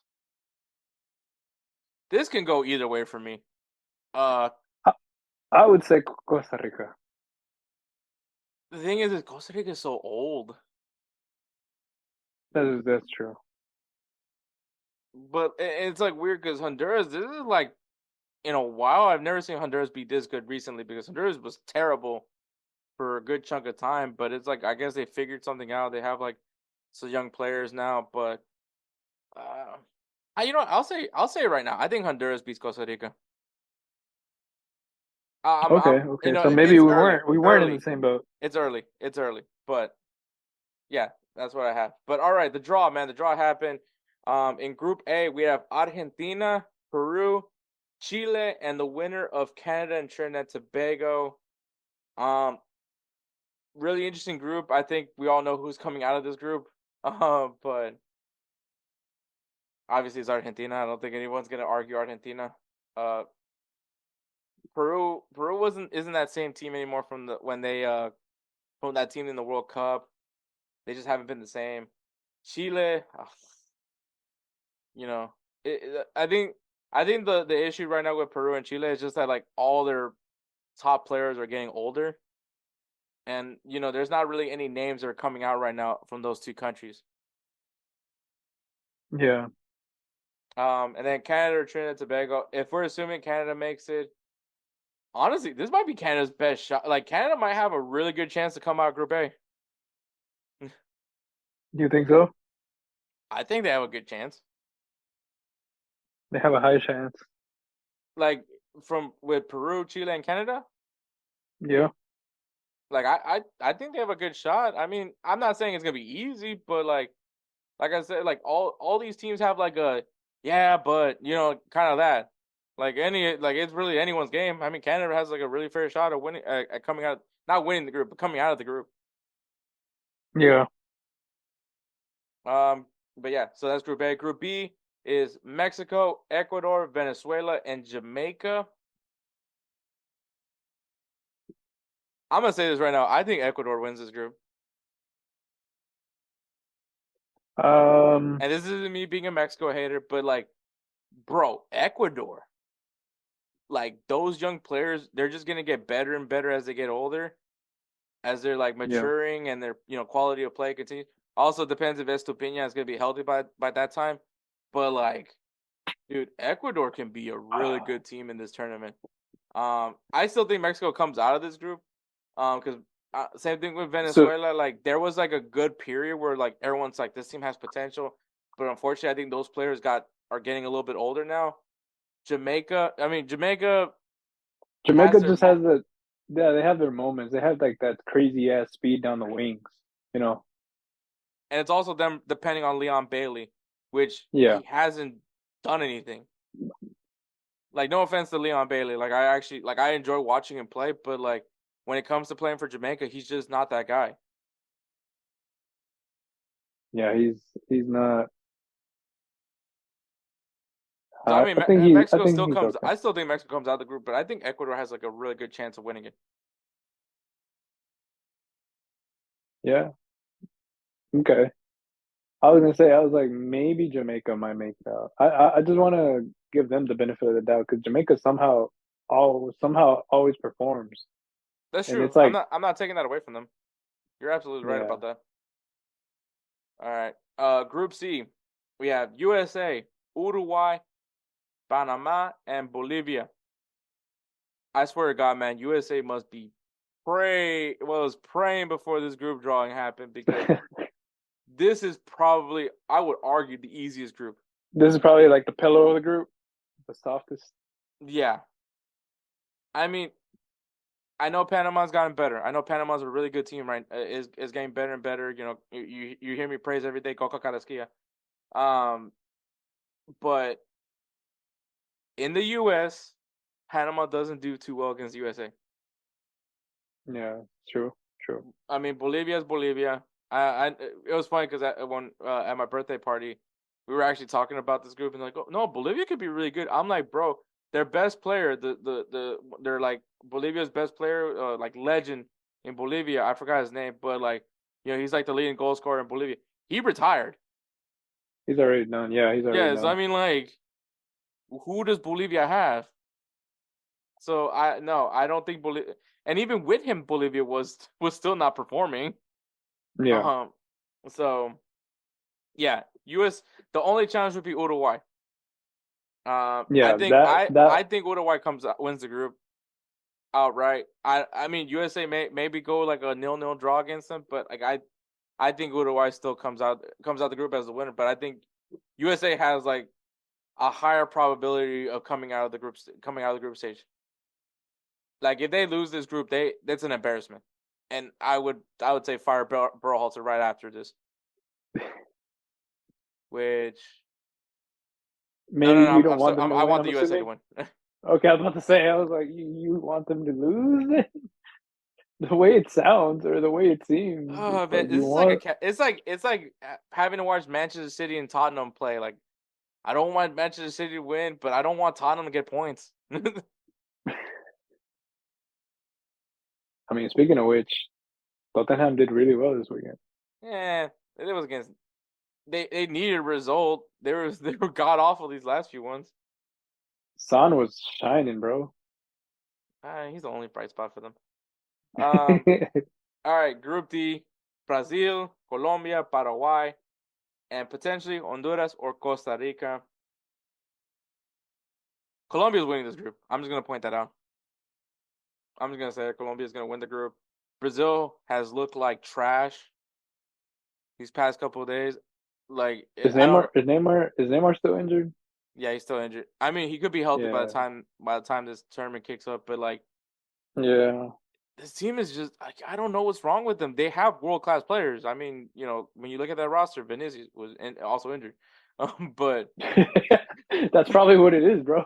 injured. The Okay, injuries, maybe bro. they need a new doctor. Yeah, fucking- But it goes back to what I was saying about Then- the Argentina Brazil, like that whole debacle that happened before the match started, where you had like the Argentinian players trying to once again, I'm not praising them for going over there because I don't know what the hell they were supposed to do, but like they try to do something and then they try to make a statement by walking off the field and getting into the locker room. Meanwhile, Brazil's just not doing anything. And it's just like there was no direction for Brazil. And yeah, it was still a battle because it's Brazil versus Argentina. Obviously, it's going to be a battle till the end, and it was a 1-0 win for Argentina. But like, there's no real sense of direction with this team, and you can blame the coaching, and you can even blame the captain on that because Argentina, they'll fight and kill for Messi, and I think legitimately they might kill might actually kill for Messi. Yeah. Whereas for Brazil, there's just nothing with them. It's and I'm not saying they don't care because obviously they do care because of the legacy of what it's like the fire is gone. maybe you know what? There's a correlation now. Santos is terrible. Maybe that's what it is. Because I mean, try to prove me wrong, but Brazil was definitely great when Santos was great. Yeah. Probably also because of Pelé, but who am I to judge that? but yeah, man, I still think Brazil comes out of it. I don't think Paraguay has necessarily the talent to compete. Honduras or Costa Rica, regardless of who goes in there, they're gonna get spanked. Well, What you think they won't? I don't think they'll get spanked, but they'll they're have a hard time. spanked. They're getting spanked. Like their easiest competition is Paraguay, and I still think Paraguay will put in work on them. I mean, Paraguay, they're dogs, bro. That's what I'm saying. I don't think Honduras and Costa Rica can compete with those guys. And then, bro, Colombia's really good. Colombia's good. But have you seen any new young talent? Because that's not James Rodriguez, Cuadrado, Luis Diaz. Luis Diaz, hell yeah, he's a beast. Yeah, I mean, I'm not gonna know off the top of my head, but I know Luis Diaz. This dude here, Luis Diaz. Who else? Luis Diaz. Sound like my dad over here. I didn't say I was gonna list you other players. I just said you said name a young player. You didn't name Luis Diaz, so I named it for you. Duvan Zapata. Remember? Yeah, but he's pretty old, man. I mean, he might, but he might go and play. No, yeah, you're probably right. Let me see the last Colombian roster. The last Colombian roster. Talking. Well, to be fair, well, I was gonna say Cuadrado's been playing as a left back, right, or at right back. I believe so. So he's been playing defensively winger, All right, so their last matchup they had Bore Mauri up top. Don't know who that is. Arias, I know who that is. James Rodriguez, Luis Diaz, Lerma, Castaño. Their backline was Borja, Lukumi, Mina. Oh, I know that guy. Munoz, and Vargas was the goalkeeper.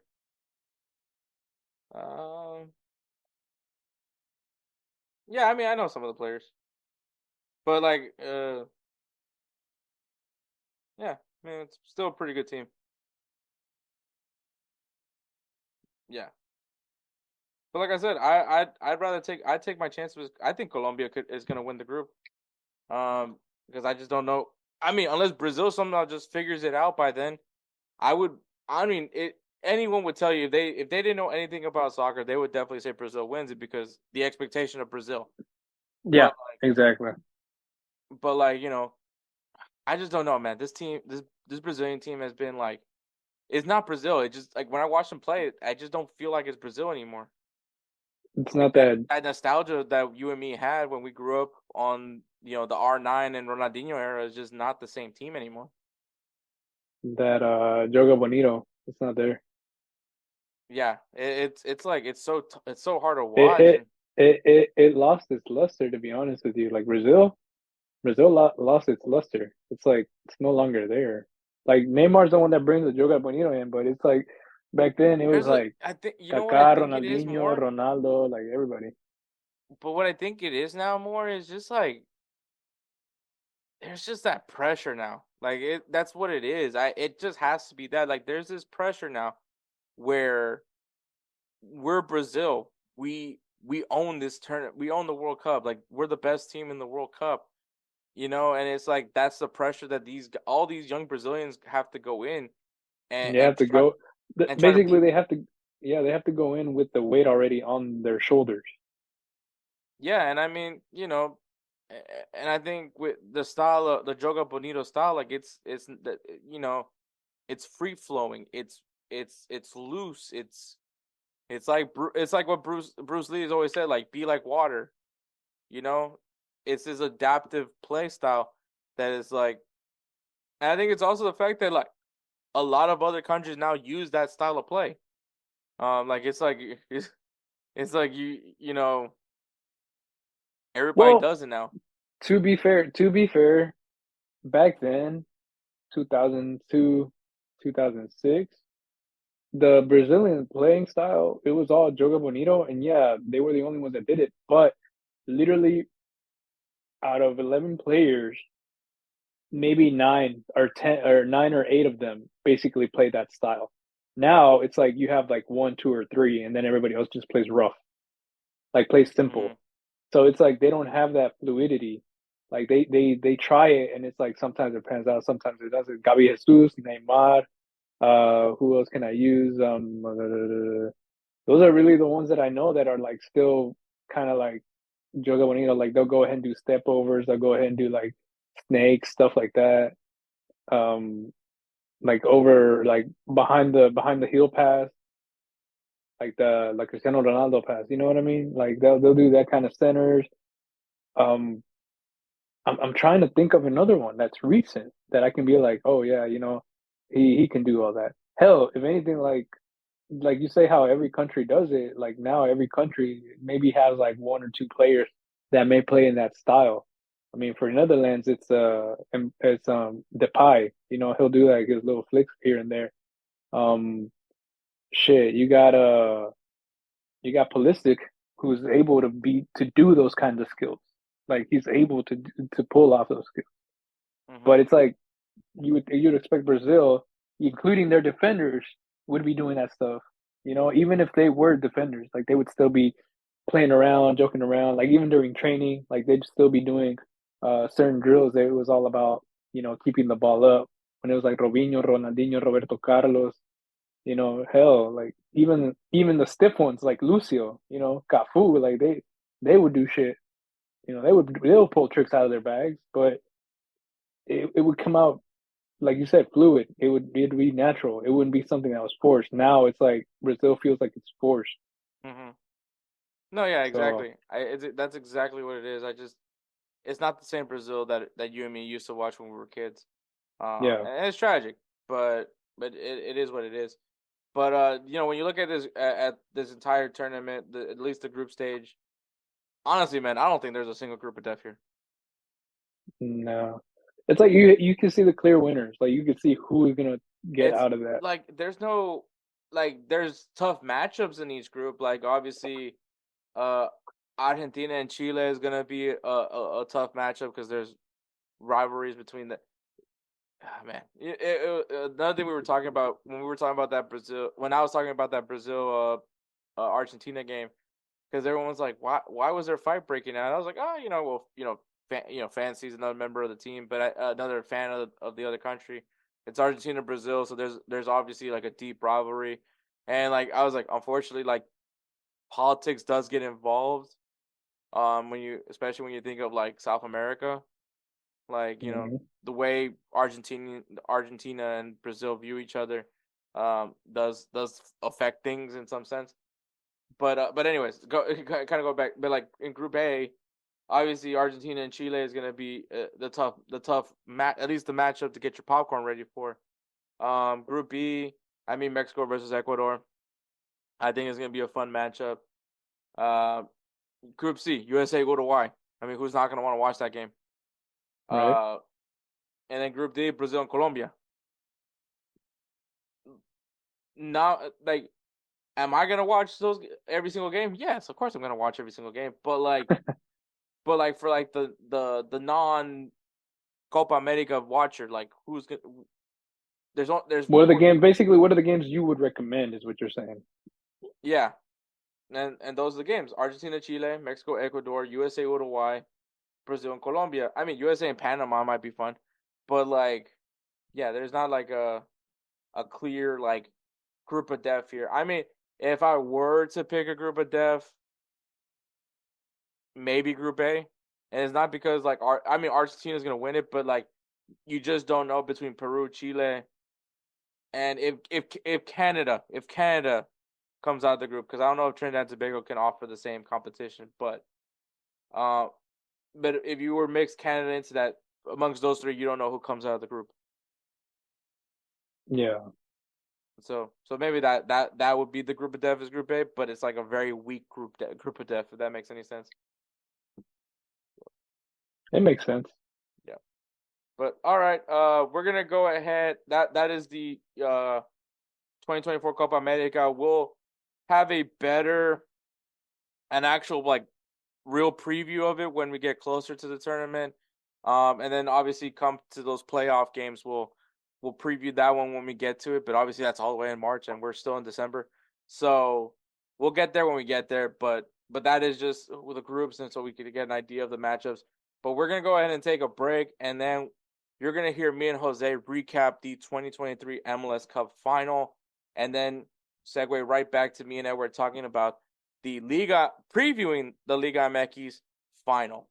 Are you ready to elevate your sports betting experience? Look no further than DraftKings Sportsbook. Why choose DraftKings Sportsbook?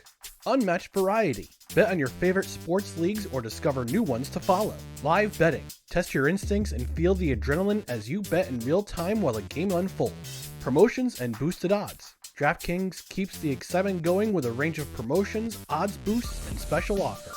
And a user-friendly interface. Whether you're a seasoned bettor or new to the game, DraftKings' intuitive platform makes placing bets a breeze. Ready to dive in? BellyUpSports has partnered with DraftKings Sportsbook to give you an exclusive offer. Sign up at dkng.co/BellyUp150, and new customers will get $200 in bonus bets instantly when they bet $5 or more. Don't miss out on this opportunity to take your love for sports to the next level. Sign up today and let the games begin. Please gamble responsibly. 21 years or older. Eligibility restrictions apply. See website for details. All right, guys. MLS Cup is officially over. We have a champion. Congratulations to the Columbus Crew for winning their third MLS Cup. Weirdly, now they have a trophy for every year. Every single badge they've had. Every version of the badge they have won. Well, I guess, every single one. Yeah. So that's impressive. But obviously, we got Jose Tellez of Golz TV here, who's been helping us cover the MLS Cup playoffs, because either that or it just be me talking and Edward just crickets, because Edward doesn't really give a shit about MLS. Maybe if Luis Suarez goes to Inter Miami, maybe he'll give a shit. Or Lewandowski comes, maybe we'll see what happens. We'll see what happens there. I'm trying to convert him. It's not working. Every time I take him to a Dynamo game, it just seems to, if anything, make things worse. So not this season though, bro. Not this season. You got some the bandwagon started, accept applications now, I think. It's funny though, like he still refuses to affiliate himself with the Houston Dynamo, but he hates Austin FC. Bro, he's starting off on the right foot. Then he's starting off on the right foot, 100%. So yeah, also fun fact: Edward has family in Backstrap. So, Oh wow, okay, well then there you go, bro, 100%.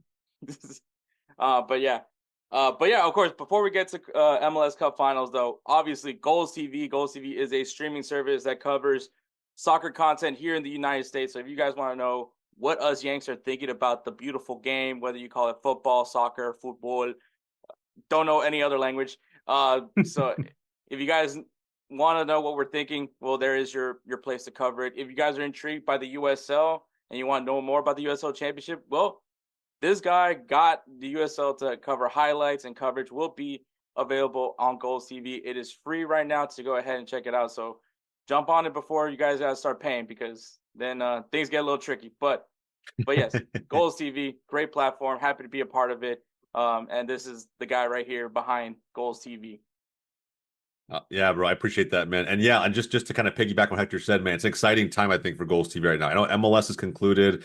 For those who don't follow MLS, you missed out on a hell of a season. We'll talk about it today. It was honestly, man, probably one of the more exciting ones in history, just due to the sheer number of games. Obviously, Messi Mania plays into that too.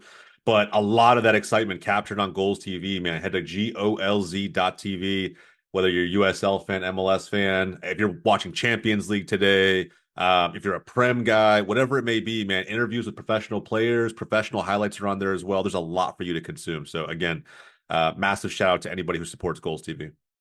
Yep.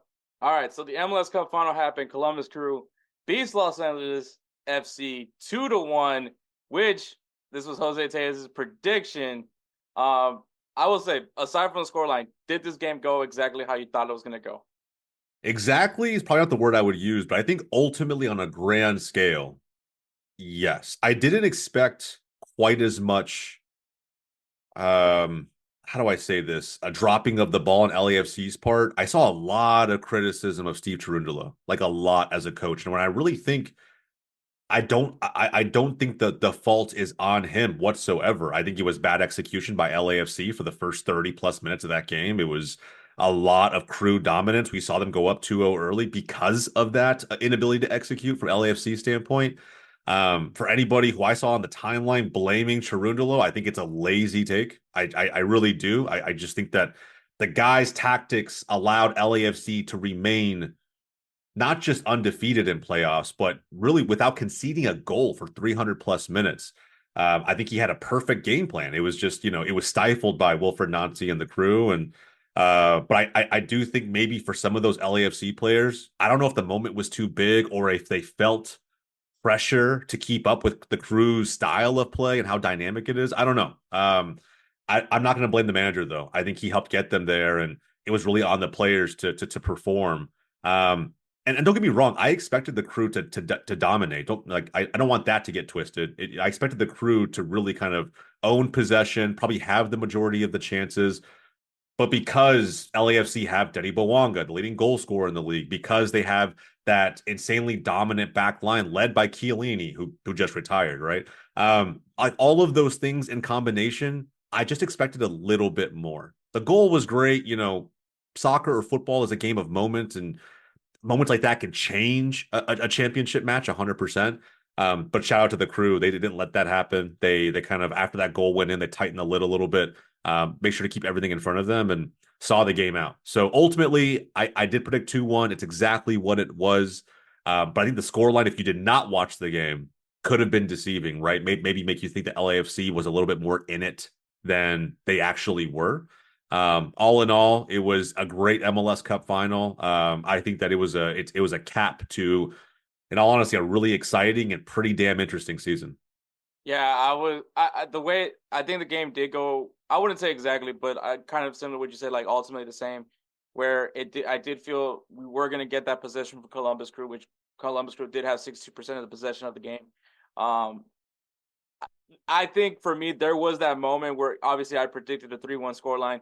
There was moments where I felt like that was going to happen, and I did say that, hey, I think there's going to be a goal from LAFC that gives the fans some hope, and I would have hope. And as soon as I saw Chris Ramirez come in, I was like, there we go. That's going to be the guy that puts in the dagger. But it didn't happen. I want props to LAFC for sticking it out defensively.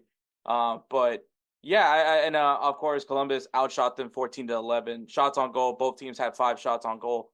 I think it was two teams performing very well to their styles, which Columbus obviously possession, the style of what Wilfred Nancy has been preaching since day one of how this team is going to play out. The midfield played spectacular for in my opinion from Columbus Crew. The back line I think kept LAFC in it, and obviously all that was all they had to do was just hope for that big moment in the counterattack, and it did happen. Denny Bouanga did in fact get that moment for him, scoring in the 74th minute. But after that, Columbus just closed up shop and made sure nothing else was coming in. But yeah, I mean, Yeah, that's bro. all really you could say at that point. Yeah, I agree. And look, and there was also a lot of people that I saw because I think during the game, I don't know anybody who here, who may tune into InsertName FC was following guys like Rave Green TV during the game. He actually brought me in on his watch along stream. We were kind of talking about how the game was going. It was still 2-0 at that point, right before Bouanga scored.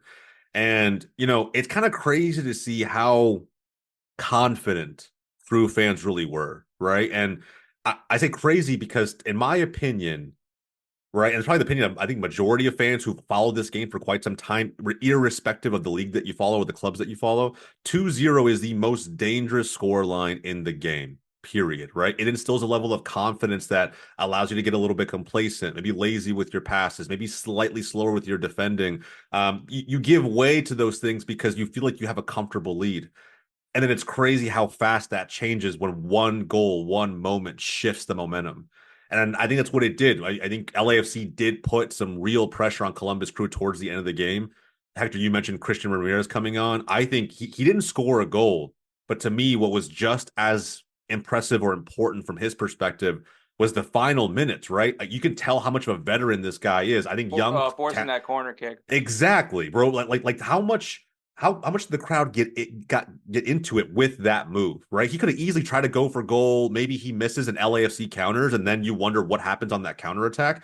But instead, the veteran leadership and the mindset comes into play. He's like, you know what? I'm going to ice this game entirely, and I'm going to get the crowd into it. This is going to be a little physical moment, and it was. He held off 2 LAFC defenders in the corner by himself, forcing a corner kick, and then getting the crowd into it, right, in that corner. I think you could just tell that this Columbus Crew team, from top to bottom, whether they've actually been there or not in the past, they were acting like it, right? And it wasn't this emotional moment for them. It was clinical. It was we know what to do in the scenarios. We're going to see this game out, and it felt like the better team was going to win. But I think it's just what I'm pointing at, though, is just how confident I think Columbus Crew fans really were. And it goes to show you anything can happen in this game and in MLS.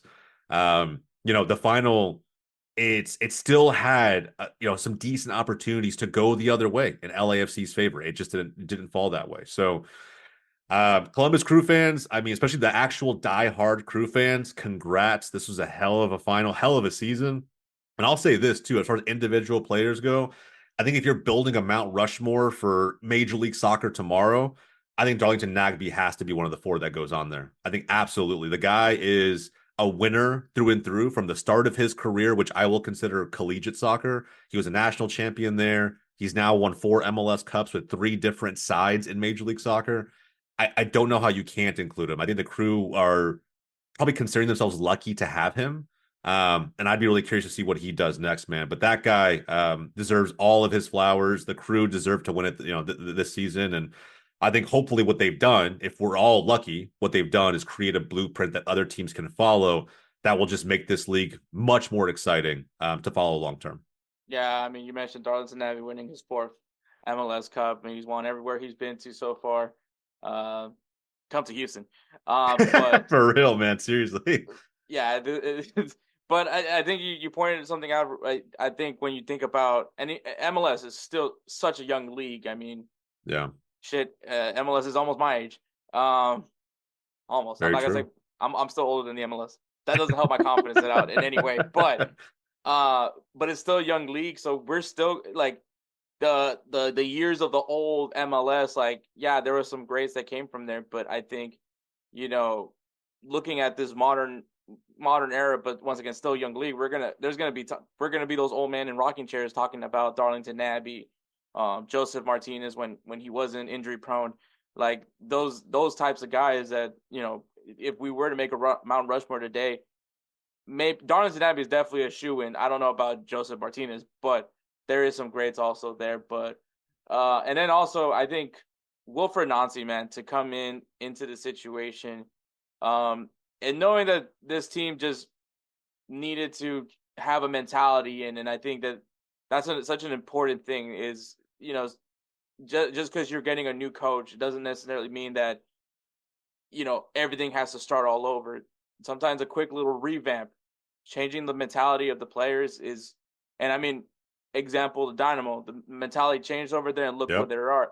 A simple change of mentality can make a team from someone that maybe some people were not thinking much about to now killers. And that's what Columbus were. They had that killer mentality to go in and not be afraid of facing off who they had to face off, you know? Yeah. Talking about going to Orlando and compete against Orlando, handle their business against Orlando, going into FC Cincinnati and handle their business. I would honestly tell you, if LAFC was the home team, I think with the mentality that Columbus Crew had, they could have also won in LA. Just the mentality of what this team had, and you can tell that they were fighting for Nancy, but Nancy becoming the first black coach to win an MLS Cup, which sounds crazy to me to think that we're now getting our first coach. But once again, the league is super young, so it does make sense to some accord. But yeah, and I think also Darlington Nabby and Wilfred Nancy are also the first coach captain partnership that are black to win it. I mean, if we're going there, I mean, I'm sure that's also one to point out. But yeah, it's a simple change of mentality. But I want to go back to what I said. If they were to be in LA, do you think the result would still be the same? If those two specifically were in LA as opposed to Columbus? Yeah, I think so. I think because here's an interesting take on Wilfred Nancy, right? I think it is crazy that in 2023 he is the first black coach to win MLS Cup. But you said it yourself, the league's super young, and I will say this: the league, in my opinion, has never been super focused on high levels of coaching. If anybody missed the news around Dean Smith coming to Charlotte FC, that was announced this week as well. It's a really interesting signing, right? A sign of maybe a shift. I know some, you know, if you're an Aston Villa fan, you may or may not agree with this, right? But I consider Dean Smith to be a step up in coaching when it comes to what this league is able to offer on that front. And, you know, people can say, oh, he got fired for Steven Gerrard, who wasn't that good of a coach either at Aston Villa. I mean, that's true, but he also spent 3 years there and he got them promoted from the championship to the Premier League in a way that I haven't seen a lot of managers do, and do it with a very budgeted side, so to speak. So, you know, I think with Major League Soccer, it's going to be a different kind of test for him. But I think if he's successful, it will also really prove that this league is ready for more Wilfred Nancy's. It's ready for more dynamic coaches who can introduce modern tactics and not have this league feel like it's so, I guess, cookie cutter. I don't want to say it's less tactical or it's not as talented of a player pool within the league. I mean, I think personally, you know, MLS is actually growing in a really decent way on those fronts. But the one area I've always felt that we've been missing out on has been from a coaching standpoint, and Wilfred Nancy put all of that on display. I think he's a fantastic coach. I saw a lot of shouts for Wilfred Nancy saying that this could be one of the best coaches MLS has ever seen. That's probably true, but again, I think it's just because the bar has been set relatively low. And I stand by Dominic Kinnear. I will fight for that, man. Yeah, and I think that, look, at the end of the day, man, it's like you know, overall, right? I just think that there's a changing of the guard, and I really think that, you know, what he was able to do with this Crew team in such a short amount of time, what Ben Olsen was able to do with the Dynamo in such a short amount of time, will just show that you can be nimble and flexible in a short span in the same season if you wanted to, and try and have something shift back in your favor. I know the Austin FC fan base must agree with this wholeheartedly, man. To go through everything that way they went through this past season with Josh Wolf, and just constantly hear other parts of the fan base or other folks saying, trust the process, you got a new sporting director, give him time to do what he needs to do. And all those things are true, but I want Precourt to suffer. I want Precourt to suffer as long as he's. I'm so happy that he had to like now see Columbus Crew win 2 championships since he pulled that attempt to move to Austin. Yeah, bro, I'm telling you, man. And look, I again, I'm trying to be as unbiased being an FC Dallas fan here as I possibly can, and I think whether it's Austin FC or anybody else, I think that it's just you kind of said it already. There's now a blueprint for how you can quickly shift some things back in your favor. Will you be able to control everything? No, but I think that if you really understand where you're going, how you want to get there, you can make the player decisions, the coaching hiring decisions the right way. And that's what I think both Houston Dynamo, the Columbus Crew, and maybe a couple other teams around the league were able to prove out this year. And this is not just for the teams that are, quote unquote unsuccessful up to this point, right? Or that are really struggling at the bottom of the league. This is a shout to everybody. Like teams like the Philly Union included, right? Teams that have gotten that close, right, to being on a path to winning a real championship and then just falling short year after year. There is a way to shift the tide. And I think the Crew were able to really prove that out with Nancy. Nancy's a great coach. I don't want to diminish what he's done, but I think what the louder message that I'm trying to echo here is that coaching as a whole across all of MLS can improve. It should improve.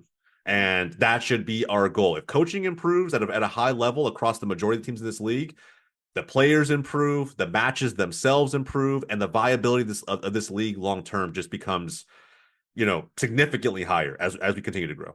Yeah, I think when you were talking about earlier that I feel like there was a point where MLS only cared about athleticism. I think we can even go. I can speak a little bit of it just because obviously I was working with the Dynamo Academy, where the direction of the player profile, if you will, was looking for players with a high athletic ability, and even though I think that there's value with freakish athletes, but also the other thing is that, and I think what we saw with Wilfred Nancy is a point to prove, is that technical ability still has its value. Just because you're not the fastest guy on the team, but you have the best vision and best touch of the ball, which I think Darlington Nagbe proved also is a prime example of it. Yep. Letting age not be a factor to his game, also evolving his game as well. But I mean, this year alone, MLS MVP Lucho Acosta does not fit any of that prototype that that these MLS teams are looking after, of just those freakish athletes. Like he's not necessarily the fastest guy on the field. He may not be he's definitely not the tallest guy on the field, and but he was proven to be the best player that season, and I mean. They're going to have, and I think a lot of MLS teams are going to start eating that up, especially when you're looking to see Messi for a full year. We're going to have Messi for a full season next year, where we're going to learn more that you don't need to have the freakish, you don't need a team full of freakish athletes. Like we don't need a team full of LeBron James to win, to be competitive in soccer or football, because, and I mean, I think that's one of the reasons why we have so many soccer fans get offended when Americans want to put out their potential all-time lineup for soccer, and it's just Tyreek Hill and Jalen Ramsey and LeBron James. Like, we don't need freakish athletes. We just need guys that can play the ball perfectly. Maybe throw in a few freak athletes here and there. And I know some people are going to use Cristiano Ronaldo as an example, but the man also knows ball. So, I mean, like, it's not like he just runs and kicks ball. Like, there's a reason for it. So, I think MLS, the thing that they had, at least for quite some while, was they had athletes. They had guys that are just good with the ball, pace merchants, Cade Cowell. And now you're seeing where there's going to be value for technical ability. Yeah, I agree, man, wholeheartedly. It's crazy to me that you bring up this subject. I've had some really avid talks about this. I think to kind of put a bow on what you said about technical ability versus athletic ability, if you really think about the nations, let's say, right, that are the most successful at this sport, right, and the leagues that we tune into as fans every week, the Premier League is the biggest league in the world. It just is. It may not be the most successful when you think about how the individual teams have done it at a continental level, or even how their national team has done, right? But they are the biggest league in the world, the most fun to watch, I guess you could say, on any given week. What's crazy about England is that at the international level, they're not very successful at all. And why is that, right? Because in my opinion, the English Premier League, what separates it from almost any other league out there, why it's fun to watch, is that it's physical. These are big guys. They're fast. The ball moves from one end to the other very, very quickly. There aren't too many technically gifted dribblers in that league. The league is about efficiency. Even in a team like Manchester City under Pep Guardiola, I almost feel like I had this take that Pep Guardiola has killed football, in my opinion. He has murdered what the winger used to be. The winger used to be the most gifted, most technically gifted and sound dribbler on the pitch. And now you get some of that, right? But he's so efficient with his tactics that a lot of that has kind of died off as modern football has come into play. And so, I'll go back to what I said. England as a country has not won a major tournament since the 66 World Cup. And I think it's because their brand of football, the athletic brand of football, just is not superior in any way, shape, or form. The most successful countries globally have been the Brazils, right? The Argentina's coming off of a World Cup victory. These other nations that are much more technically gifted, they've evolved the game significantly faster than England ever really has. And England has been playing catch up. And the best players in that league are foreigners. They're imports, right? They're not outside of a handful of players, they're not English specific. And that's the point that I'm making. I think we go back to what we're talking about with Wilfried Nancy. He's kind of like in my opinion, the Arsene Wenger of MLS right now. In the sense that if anybody here is old enough to remember when Arsene Wenger came to the Premier League, he was heavily, heavily criticized. I mean, to the point where you would imagine, this was pre-social media days, but to the point where you would imagine that it had to affect his mental. From the media, from other players and teams, from other coaches. He was heavily criticized for wanting to bring in non-English talents. He believed that English talents weren't technically gifted enough to play the system and the style of soccer that he wanted to play. And so he introduced a lot of Asian talents, French talents, just other types of footballers that you just really weren't used to seeing in the Premier League. And that led to him forming arguably one of the greatest sides ever to play in the Invincibles, finding footballers like Thierry Henry, like Robert Pires, like Dene Bergkamp, like all of these guys, right, that are just so technically gifted at what they do. I think that's what Wilfried Nancy has prioritized. I think he's showing the league that athletes are, I guess, a great, a nice to have, but they are not necessary, right? What is necessary are players who are always comfortable with the ball at their feet, regardless of how much pressure's on them, regardless of where they are on the pitch, and are not afraid to make mistakes, right? There's a bravery to how they play. So I know it's a long tangent I just went on, but I think Wilfried Nancy has really kind of positioned what he's done as, that revolutionary manager that what I feel Arsene Wenger was for the Premier League back in the early 2000s. No, yeah, I exactly. I agree with that wholeheartedly. And like I said, there's things that I want to see the MLS change. Coming from someone that got to see what the youth level looks like. Obviously, you played in the youth levels in Major League Soccer when there was no structure. Yeah. But even now where it's structured, there's still, I don't know how, I'm not trying to be critical about the Dynamo, unless I potentially, maybe one day I could get a job back with them. But because I've seen some of these kids, also trying not to be put on any list at some point here, but some of the kids that I've gotten to see in the academies, there are some guys that have an incredible touch of the ball. Maybe not necessarily the fastest guy, not necessarily the biggest guy on the field, but because MLS is no, you don't. At least for the Dynamo, I can't preach for the other teams, but no, he doesn't fit our what our vision, what our profile is. So yeah. Move on from him. And so, as a matter of fact, I went to go see a Dynamo Academy game and actually bumped into some of the kids that now got kicked out from the Dynamo Academy and now playing for some of the local clubs. And they're going to go play against the Dynamo. And I remember just telling them, yeah, piss them off, make them regret you. That was literally the one thing I told them before I left because I had to go do some things, so I couldn't watch the whole game. But I told him, oh, you're playing for this club academy now, huh? And he's like, yeah, all right. Make them regret they cut you. Absolutely. And so, absolutely, bro. Yeah, I was just and I'm like I said, I wholeheartedly get the whole let's get this athletic freak, we can teach him how to play soccer kind of mentality, but I think, and I'm not sitting here telling y'all like I was this technically gifted player. Obviously, I'm on a mic, not on a pitch. So, um, I feel you. but like, it just sucks that like that American mentality, and it works for all, for other sports. Like it works in basketball, it works in baseball, it works in football and all that. But soccer is just a little bit different of a game, and I think that like that just sprinting up and down the field isn't always going to work. And so I think you do need that good mix. And I'm not saying, oh, because they're technically gifted, they can't run. It's not that. I think people have mistaken what technical and athletic means from time to time, just because there's different definitions of it. But my definition is obviously just a pace merchant when I say athletic freak. And then technical, like Messi is the prime example of what a technical player is. He's not necessarily the fastest guy on the field.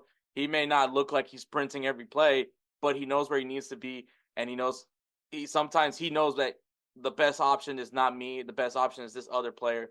You do need that good mix of athleticism and technical ability, but I just think that there's some academies, because they're so focused on their profile, that they don't think about, well, this kid is special at this thing, and we can train him on everything else. That's why you have fitness teams. That's why you have like athletic, fitness coaches, because that they're there to help them for that.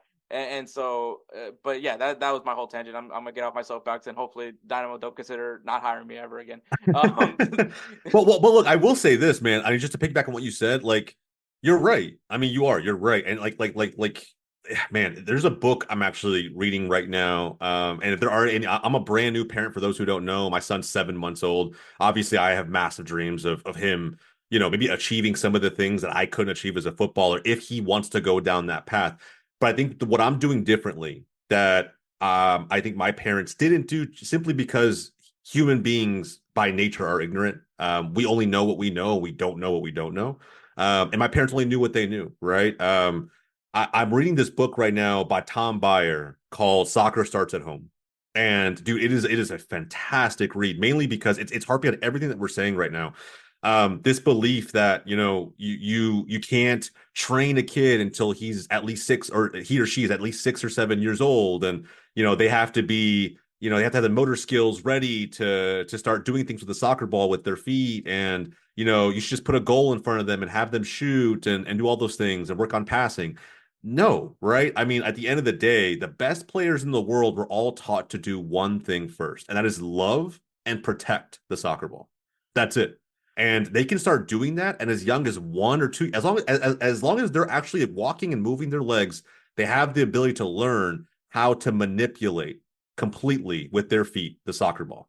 And that's what they should be learning before they ever get a chance to touch a pitch or understand what positions are or tactics or a coach and players, just the whole dynamic of on-pitch soccer. Before they ever get to that point, they need to first love the ball. And this book that I'm reading, Soccer Starts at Home, it's just so eye-opening, man. It's, I can't even really remember when I really started, practicing even on my own when I was a kid. But I think that, if there are any parents out there who want to explore soccer in what I consider to be the right way, and, in a way that allows the sport to truly grow and allow America to be competitive on another level moving forward, I think we should embrace the philosophy that Tom Byer has brought to that book, which is as at the youngest age possible, get them to love and protect the ball, nothing else. Don't worry about shooting, passing, a goal, nothing else. If they learn how to manipulate a ball and love it and protect it, it doesn't matter what you put them on, what pitch you put them on, if it's a court, a field, whatever it may be, they're going to most likely be more technically gifted and probably a little more successful than the rest of the kids around them. And that's how you elevate the level, right? That's how you raise the level of competitive youth soccer in this part of the world, is not by taking, like you mentioned, Dynamo Academy, not by taking the small handful of kids at the top and moving them to the next level and discarding everybody else. You do it by raising the level of all of those kids you feel are not considered elite or at the same level as the top of that class, right? Get them to kind of make up the ground so that the majority benefit. And when I say the majority, I mean all of us, right? American soccer as a whole. So yeah, man, I could be on the soapbox all day. I'm learning so much right now as a new parent, and I'm trying to make sure my son learns in a way that I really was never able to learn. I learned as a fan through my parents who love the game. And I think that I just copied kind of what I saw on TV when I was a kid, and that led me to the academy for FC Dallas. But I think if we're going to kind of do it the right way, I may not even introduce my son to competitive soccer until I don't even know when. I kind of just want him to love the ball, love it, play with it, take it everywhere you go, and see what happens. No, yeah. Now that you mentioned that story, it actually reminds me of a funny story that my mom told me about me when I was a baby. Yeah. So on Sundays, back when, obviously I was born in LA, but I moved here to Texas when I was 11 months old. But I think my uncle had like a team over there in LA, so they would play, Sunday league. My uncle was actually pretty good. He's definitely one of those stereotypical uncles that said I could have been pro, but he actually was going to be pro. He was actually playing reserve for a team in El Salvador, actually. Nice. So the family would go and watch my uncle play, and so my mom told me that there was this day where a ball just like was in front of me. She was just there, with me, and I like crawled over to the ball. Obviously, I'm like less than 11 months old here, and so I crawled over to the ball, and then another ball just comes in and hits me in the face, and at like high speed, and so my mom freaks out, comes and gets me, and she sees that I'm smiling, and she said I took two things from that moment. One, you're really gonna love this game, and two, you're probably not all there. Or, bro, your tolerance for pain is just massive, and I Which think is also pretty accurate too, because I do have a pretty high tolerance for pain. Yeah, bro, I'm telling you, man. And look, kids are more resilient than I think most of us give credit for. I'm finding that out now as a dad, and so I mean, the one thing I don't want to shove soccer down his throat. That's not what I want to do. But I am firmly against this argument that like, oh, what if America's best athletes were playing soccer? We probably still be in the exact same spot we are now. I'm willing to bet that the national team that we have, preferably without Berhalter, the national team that we have here, USMNT, would take down a super athletic LeBron, Anthony Davis, all of these other American idolized athlete stars all on one roster. I have a firm belief that a more technical team would completely run circles around them, right? Yeah, I think when you look at this U.S. team and you look at some of the players that I rate highly, like Timothy Weah. Yeah. Athletic freak. I think everyone can say that. But what makes him so different and why I rate him, I honestly think I put him over a lot of people on the U.S. men's national team. I think he's very underrated. I don't know. I don't think people give him his flowers as much as he should. Yeah. But his dad is the only African player to have won the Ballon d'Or. His dad was George fucking Weah. The dude's an Africa legend. And obvious, and I mean, I've watched because when you get curious or you want to see this guy's film, so I watched a little bit of George Weah highlights. Good luck finding it, but it was a deep search. But I found some, and I mean, and when you think about that old school Serie A style of play, which is probably red cards in modern day, but he played in that, and seeing his technical ability, and it's like. That's what I see with Timothy Weah. It's like he knew his son was this athletic freak. Let me throw in this technical ability because I will tell you, Timothy Weah is a problem every game I've seen him in. He's always a problem for Mexico. I feel like most of the time teams are preparing for Timothy Weah because they know on that side of the wing they cannot let that guy cook, and most of the time he still ends up cooking. And I think that's like a good example of what we're seeing from a lot of these American players, like Gio Reyna. He's not an athletic freak, but he was top. His dad was a 10, and he plays kind of similar but more evolved because he also got blessed to be with Borussia Dortmund. Yeah, and he's getting that. That's why he's considered one of the best players for the U.S. men's national team is because he's technically sound. Christian Pulisic, another kid that comes from parents that played soccer. Also pretty athletic, but he's got a good touch of the ball. I would not want to do free kicks, but to be honest, I don't think anybody should be doing free kicks right now for the U.S. men's national team. Fair. Except for me, Gio. Gio's probably the only one that's got some wheels around that. But yeah, I agree. But I think when it comes to it, I think at the most important positions that the U.S. have, most of them are some technically sound. I think Weston McKennie might be the one that I'm like may not be great technically. But he's an athletic freak and he's great for set pieces. Yeah. And weirdly enough, it's the kid that played in that has an MLS Academy background. Same thing with Tyler Adams. You can say the same thing. maybe not the best with the ball, but he's a physical freak as well, and maybe needs to work on his health. But then it gets help because you have Yunus Musa, someone who came from a different academy background, different youth level, but has a good touch of the ball. Maybe he should be up for at least corners. But like I said, I think that you're seeing now that athleticism is now getting intertwined with some of these guys. Where you're like you say, just because we have an athletic freak of all-star team, whatever people think it is, yeah, this current U.S. team could handle them. Yeah, 100%, bro. Go look at again when we have Champions League today. Whenever you look at the teams that progress every year, almost every year, the Spanish teams, every single one of them seem to progress through to the knockout rounds. And when it comes to how many Champions League winners have come from Spain, obviously it helps that we have Real Madrid and Barcelona, but like the majority of them are from that part of the world. And why is that, right? It's not some coincidence. It's not the recruiting power of Real Madrid and Barcelona. It's the style of football that they play.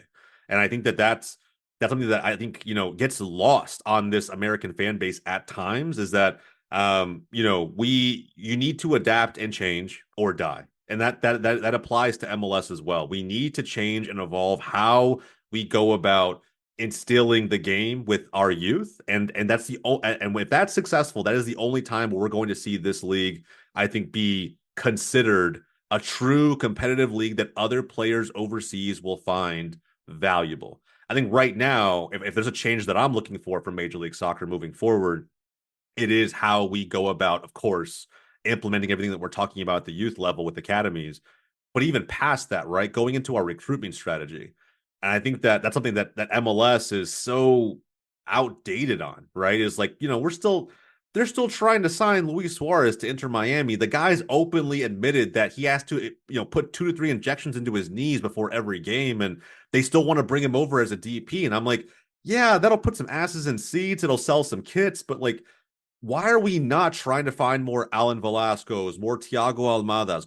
Go into South America and find some of these hidden gems that we can use to really boost the overall talent and just play match to match in Major League Soccer. But then even past that, right, just develop the next stars who are going to be viable in Europe and beyond.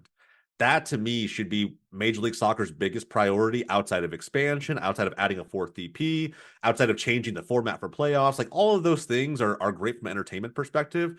But if you want the league to be truly competitive, you need to find a way to produce the diamonds in the rough, the hidden gems. It is the only way that I think other leagues, other clubs will continue to do what they've been doing this past season, right? To see Gaga Slonina, move on to Chelsea directly from Chicago Fire as a young product.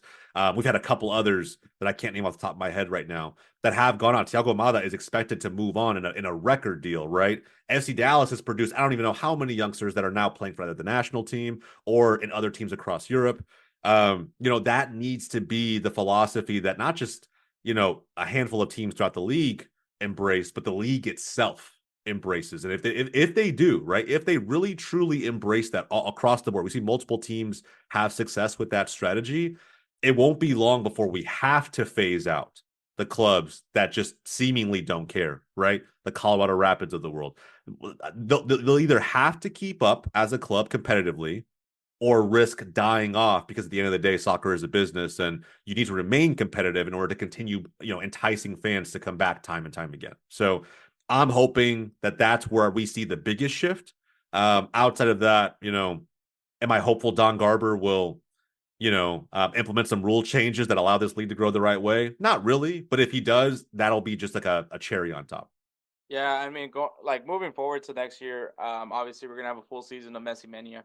Yeah. So get ready, start saving up for that $1,000 ticket that you for your game. Yeah. But I think also because Don Garber, I think he mentioned that there will not be a 4th DP, and I'm sure a lot of people are very livid about that one. But there's even talks about changing the scheduling because obviously MLS, or maybe MLS, but Apple TV now has Leagues Cup, right? We have this tournament that happens in the summer. Everything stops for Leagues Cup. As a matter of fact, I was playing EA Sports FC, and I was trying to figure out why the fuck I didn't have a game in June, in July or August. But then I forgot about Leagues Cup. And I think, and it's funny because there's no Liga MX teams now in EA Sports FC, so I can't even play with a Liga MX team. But Leagues Cup is the thing. So there's been talks of maybe MLS going to an Apertura Clausura style, which sounds great in hindsight. It's something that I have actually spoken about. But the only thing is, there's too many fucking teams. Like, this is too many fucking teams to do an Apertura Clausura, because you look at Liga MX, there's only like 18 teams in Liga MX. Like, so that's why the Apertura Clausura works, because they don't have promotion relegation anymore. And I mean, if you were to do the Apertura Clausura, I would think that MLS would then have to devise a system where it does have promotion relegation, which I'm sure at this point I'm tired of hearing it. Like, if it's gonna happen, it's gonna happen. I don't think it's ever gonna happen. Even with the new addition of San Diego FC, I just don't see it happening anytime soon, because once again, Americans just don't understand that. They just don't understand what promotion relegation is. And all they care about is if, we suck, we get a chance at a first round pick, which most of the time we don't even see that player. I mean, look at the Dallas Cowboys. They had a first round pick is now kicking for the Dallas Cowboys now. So like, for me, the things that I would want to see change is, I do think that they need to figure out a better scheduling format, maybe shrink the games a little bit, because I mean, and this is going even with, I have issues with FIFA, which is like, now there's just so many fucking games now. You got the Club World Cup that they want to make it a big deal now. And it's just like, these players are going to get overworked in general. And MLS has already been doing this. Like, during World Cups, MLS is still going. During international tournaments, MLS is still going. During international breaks, MLS is still going. So there needs to be a way to, like, make the schedule a little bit easier, less condensed. Playoffs is still going to be a thing that everyone's going to be preaching about, because this round, the best of 3 for round 1 definitely was not it. But I think that we're going to have it next season. It's going to be back next season, just because, like, they're not going to change right away after 1 year.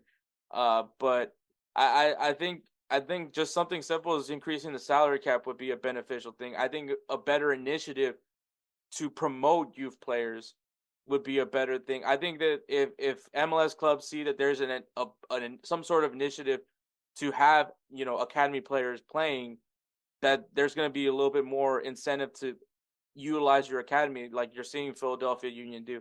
FC Dallas, I feel like they haven't really been doing that much of lately, but like I said, though, Philadelphia Union right now is like the poster child of MLS academies right now, especially because, I mean, they're one of the top academies right now. But I think for me, and kind of what you were talking about earlier about youth development, I think MLS should implement some sort of initiative program where, if you guys sign academy players, we'll do this for you. But it's going to be one of those things, and I might even take a page from the Bundesliga. Even though this might piss off some people, but Bundesliga does have a rule that you have to have a certain percentage of German-born players on your team. Like, you can still have your exports, but you have to have a certain percentage of players be German.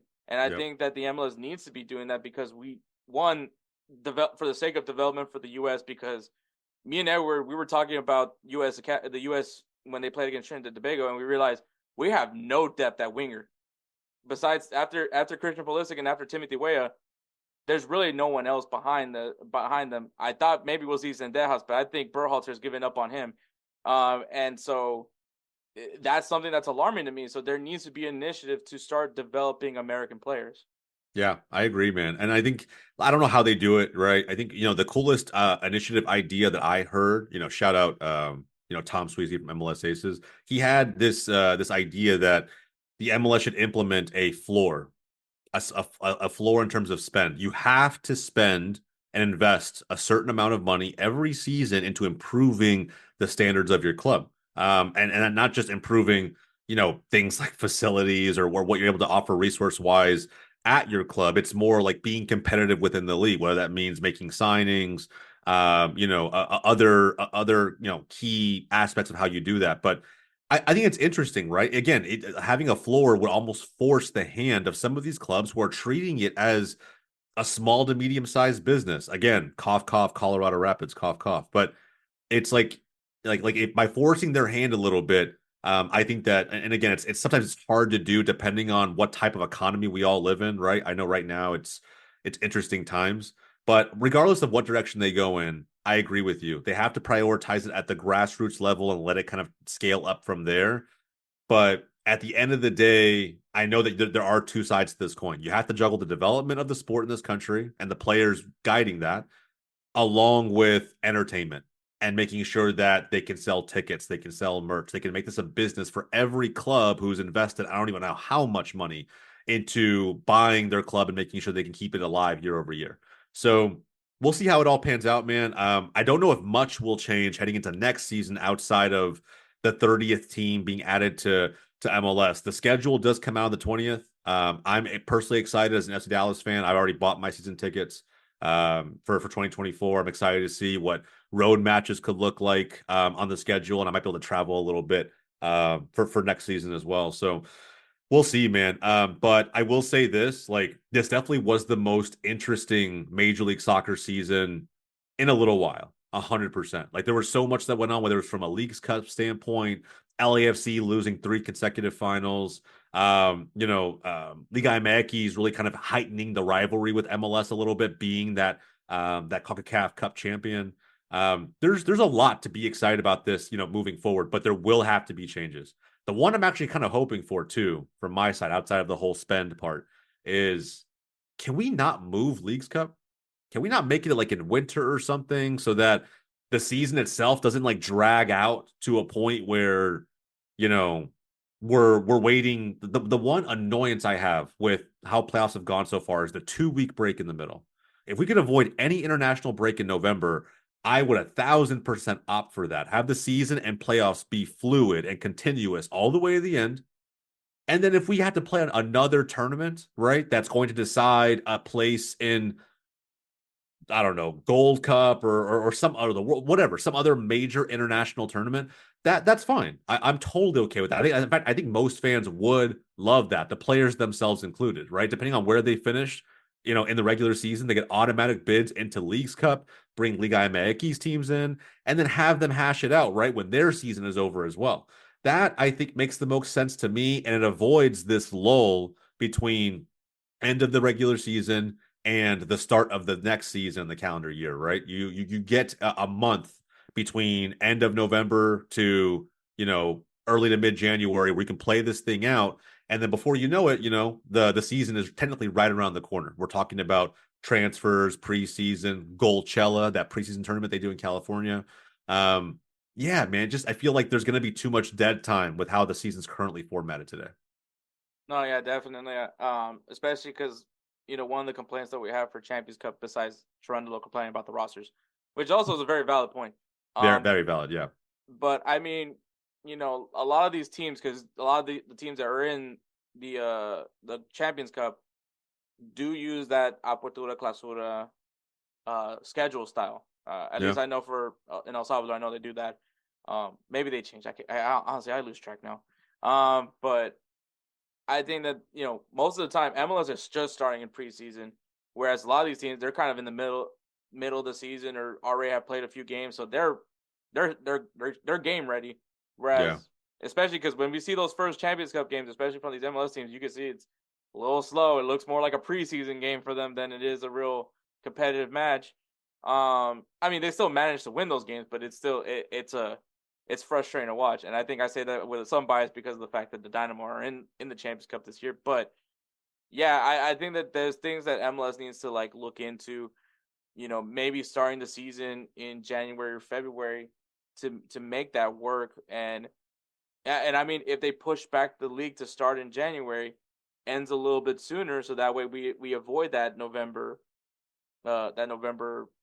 international break. But yeah, it's a lot of stuff, because I remember at one point that the MLS Cup was in October. Like I remember I remember those days, because I remember I was like, oh yeah, I'm watching the World Series and then I'm watching MLS Cup. Yeah. So it worked out better instead of me having to watch a TV while I'm like supposed to be celebrating my birthday. And so for real, man, you might have gotten like the occasional MLS Cup that would fall like on the first weekend of November, maybe, but they were usually always wrapped by end of October. Yeah, so I think that I think MLS, there's some things where MLS, but that's something that's not going to be done like immediately this season or this coming season. That's Yeah. something that Garber needs to figure out because especially if he's adding more teams, it's gonna get more congested. It's gonna be more difficult to really make it an easy process for the players because I'm sure the Players Association, they're gonna eventually could be complaining about all these games. They're eventually going to, Yeah. and so I think that that's something that needs to be considered. I mean, why not make Leagues Cup like an in-season tournament? Yeah. I mean, I don't know, man. I think I'm of that. Like, I think it's like they should, try to, because I don't even know if moving it to after the season would actually work, right? To me, I'm just trying to avoid like a ton of dead space between seasons. But in reality, I think the ideal solution is what you suggested, right? Do it the same way that any other country does their own domestic competitions. You just spread the games out, right? Even if you have a group stage or whatever, you spread the matches out every few weeks. They'll have to play instead of playing on every Saturday, they'll have to squeeze in a Tuesday or a Wednesday game somewhere. That's totally fine. Players do that everywhere across the world. And those who can handle it, great, they'll move on. Those who can't will be eliminated and they'll try again next season.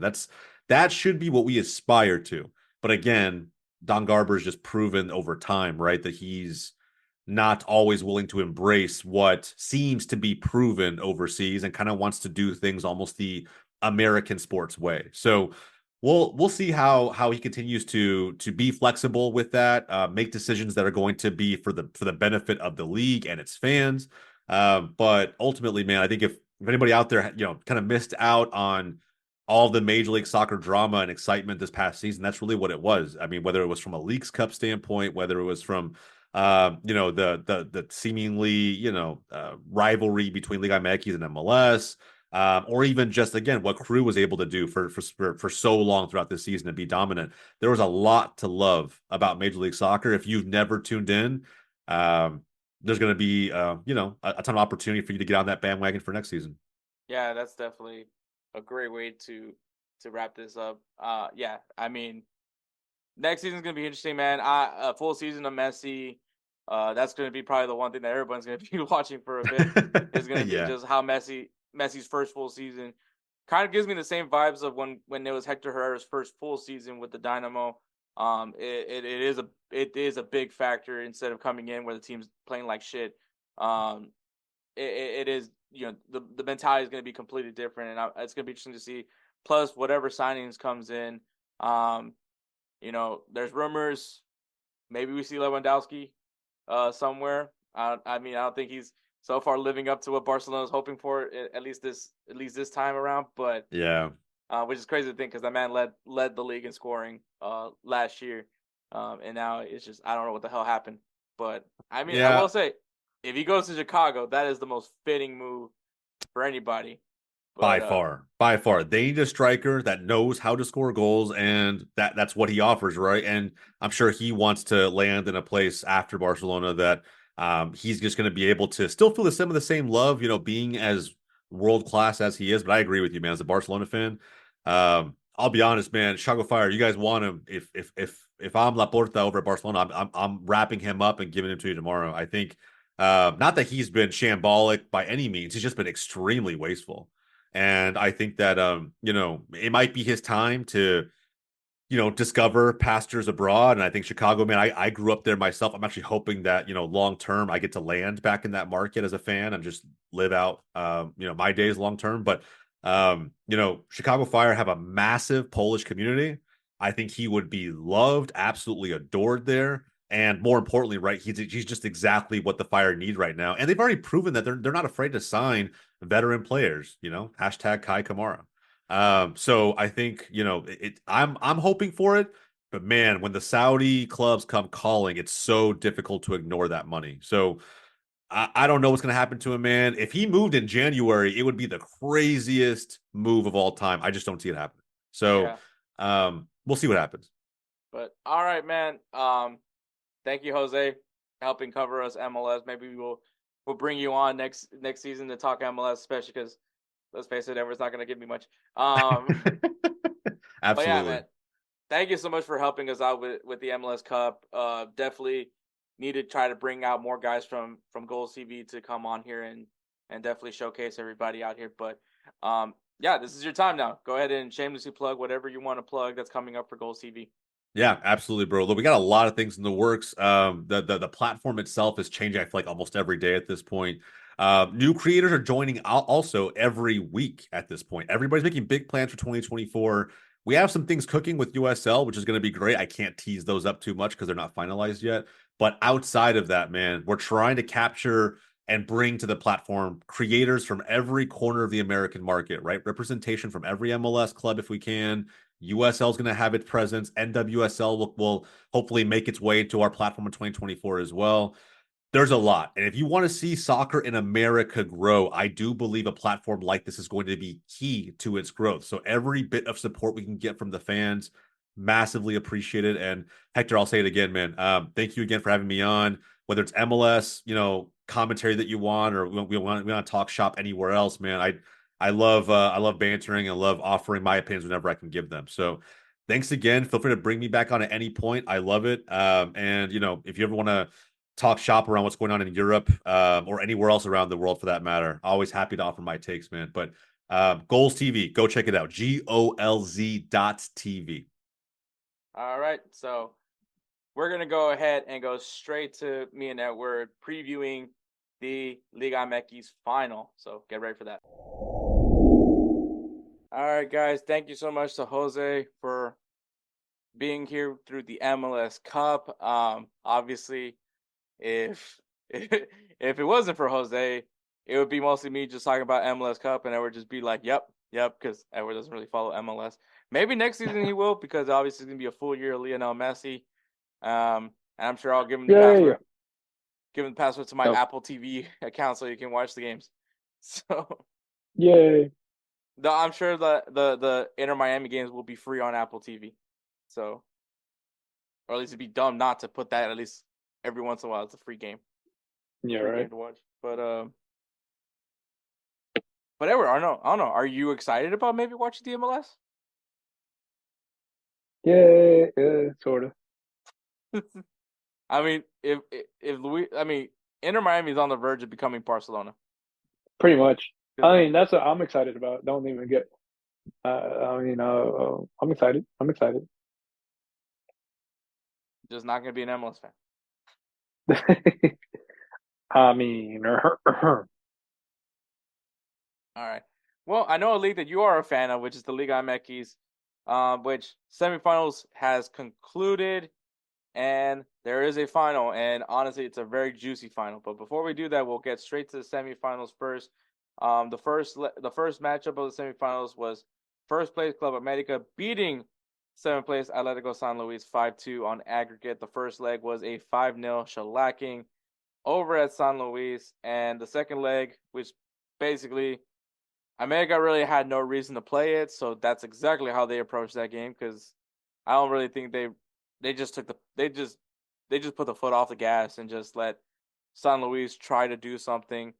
And Atlético San Luis did win that game 2-0, but obviously you're already down 5 goals, so there was really no miraculous comeback, if you will, for Atlético San Luis in Estadio Azteca. But this is kind of the downfall of the second legs. If there's anybody that's going to try to argue that MLS shouldn't try to go back to doing the 2-leg series, this is the valid argument, right? Like when the first leg's a blowout. Yeah. But at the same time, I think that still I'd rather watch a 2-leg game. I think that not every single game is going to be a blowout. That's just not how it's always going to be. Just because you pull out the few percentages of games that do end ugly, where the second leg is basically all for naught, I get that. But hey, I mean, also when you have those ridiculous for example, everyone's always going to go back to this game because of how crazy it finished, and that's obviously the Barcelona PSG Champions League game. Yeah. I forgot what round it was, but Barcelona going. Well, how many goals were they down? 6 goals. No, 5. I think they were down. They were down 5, but then PSG scored the 6th goal right in the game. Yeah. Yeah. And It was because of, I think it was like away or something like that. Yeah, and Barcelona pulled the miracle. They pulled it. So like it's like yeah, there's those few, but then you have like those crazy moments where that happens, and people still talk about that to this day. Like, if you're gonna use that as an example, well, there's that other slim possibility that it could happen, but it didn't happen for Atletico San Luis. But yeah, Club America, which, I mean, me and Edward have said it. This is probably the best Club America we've seen in a long time. So, yeah, this was kind of expected. But all right, the other matchup, which I think was probably the more entertaining one, is Tigres, third place Tigres, beating fourth place Pumas 2-1. The first leg, Tigres took it 1-0, and in the second leg, it actually finished in a 1-1 draw. Just wasn't enough for Pumas, and Tigres are on to the Liga MX, the Apertura Final. Literally half a year ago, the Clausura for 2023, they won it. So now they're back to back final appearances for Tigres, and that is the final. We have first place Club America taking on third place Tigres. And honestly, Edward, if we were able to go back in time and we were to tell our past selves that this was the matchup, I would be excited because this is a very, very juicy final. Yeah, it would be. I mean, that's I guess. Oh, you know what? I think back then, Gignac was just starting out, so that was when he was like in his prime, like when he was like hardcore, all over the place. So yeah, it would be a hell of a final. Yeah. So I said when we started this previewing this tournament. Oh, I thought you were talking about like way back in the day. I Jesus thought you were Christ. talking about like way back in the day. I'm over here thinking about the past and stuff. All right. Anyways, so first, by the time this episode drops, the first leg has been completed because it will be played on Thursday. Yeah. I'll send the clip maybe not right here, but I'll post I'll sneak a little audio clip real quick of an update of the first leg. So, but yeah, so Club America, man, arguably the best team this season. This is I would argue the best Club America team I've seen in a very long time. This team just looks complete right now, and I think that's like really what they have going for them is that this team is clicking on all the right cylinders. I know we make the joke that Club America chokes in the playoffs, but in the playoffs, this is the final, so this is a different beast, and Club America always brings it in the final. Yep. And then on the other side, you have Tigres, which I would say more recently has been one of the more dominant teams in Liga MX. And there is a correlation with the addition of Gignac because Gignac has been a big chunk of been a big reason for their success, winning Liga MX titles, winning CONCACAF Champions Leagues, making it to the final of the FIFA Club World Cup, and I believe he also got recognized as like best player of the tournament or something like that. I forgot what it was. So like, Club America historically one of the best teams in Liga MX versus Tigres, a team that's recently more successful than Club America. How would you sum up this game, or do you think I was pretty spot on with what it was, with what it is? I think you're spot on, dude. Yeah, this is gonna be a really. Good game. To be fair, I mean it's just they're two powerhouse teams. America has been on fire. Tigres, I mean, I'm not gonna say that they haven't had their ups and downs, but dude, like this season, it's been proven that they can hang. It's gonna be a hell of a freaking, excuse me, a hell of a game. It's gonna be a hell of a final. Let me see. When was the last time these two faced off? Like the last result. It wasn't last year. I mean, it was literally last year. Oh well, this like playing in the Liga, but I thought you were talking about like when they faced off. Oh man, bro. Last time they faced off, it was a 0-0 draw. Oh, yep. This is gonna be a good one. So this is gonna be a good one. This one's gonna be good, hopefully. So, barring that first leg, so maybe I'll snip in the update on the first leg game right here. All right, guys. Apologize if like this quality is a little bit creepy looking or terrible. And a little bit inebriated. Anyways, so Tigres and America did finish 1-1. So yeah, so Hector and Edward, which obviously I'm talking about myself, did in fact get what they wanted, which means Sunday is going to be a very spicy finish to the final. But yes, Tigres and America did finish 1-1 in the first leg of the Apertura Final. But yeah, barring that, hopefully that first leg is pretty close. Like, I mean, 2-0, maybe a 1-1, maybe a 0-0. Just keep it close. I want this game close because I want that second leg to mean something. I want this, dude. This game needs to be like super competitive, man. It has to be. I mean, for them last time they played be a 0-0 draw, and I will say though, America definitely had the easier road to get here. I mean, what they had to do? They faced Club Leon, who already had to play like 2 games before even playing their playoff matchups. And then you have Atletico San Luis, who was able to pull the upset on Monterrey. But obviously, if you're Club America, you would much rather face off against San Luis than Monterrey, anyways. Or I think they would actually end up facing Pumas actually if it was supposed to be the way it was. But anyways, the easier path was definitely America's, whereas you had Tigres, who had to go up against, who was their first leg? Puebla. Okay, so Puebla maybe was like an easier opponent, but Puebla, and then you had to go against Pumas.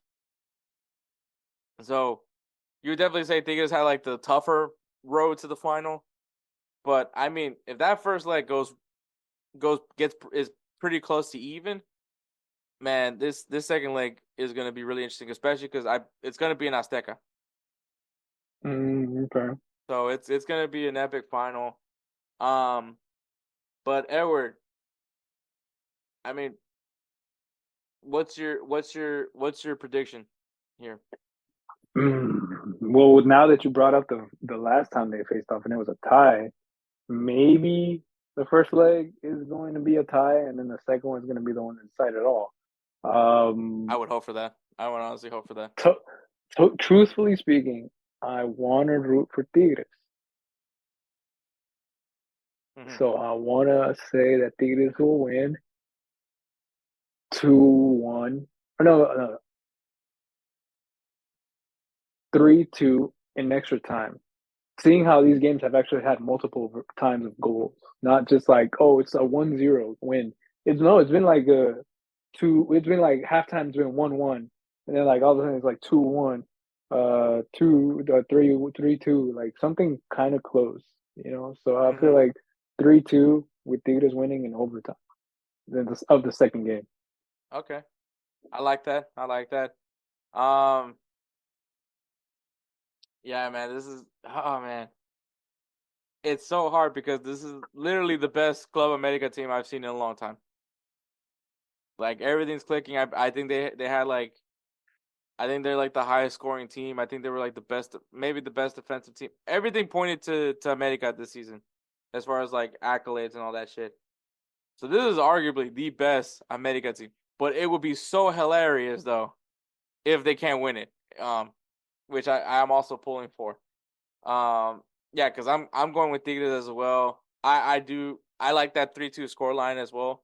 I'm going to say I hope, I don't know if I'm not going to predict it, but I hope that the first leg is going to be a 1-1 draw, and then that second leg it finishes 2-1 with Tigres winning it, and it'll be awesome if they were able to win it in Azteca. Yeah, exactly. I mean, yeah, okay. Bro, if they do All this, right. bro, to win the Apertura and the Clausura in the same year, bro, Damn. this team is just, dude, Gignac, he's already a legend, bro, but man, Yep. yeah, dude, this team is. And then I mean, not only that, and everyone's, like, what does Tigres have? I mean, freaking Marcelo Flores, Diego Mhm. Lanes, like those are two good names. I know America has Quiones and Jimenez and Valdez and Henry Martin, and that both these teams are stacked, bro. These teams are too loaded. They're both loaded teams. Like, that's just gonna Mhm. make this game even more exciting. Is that you legitimately have the two best teams facing off against each other. But I'm pulling for Tigres.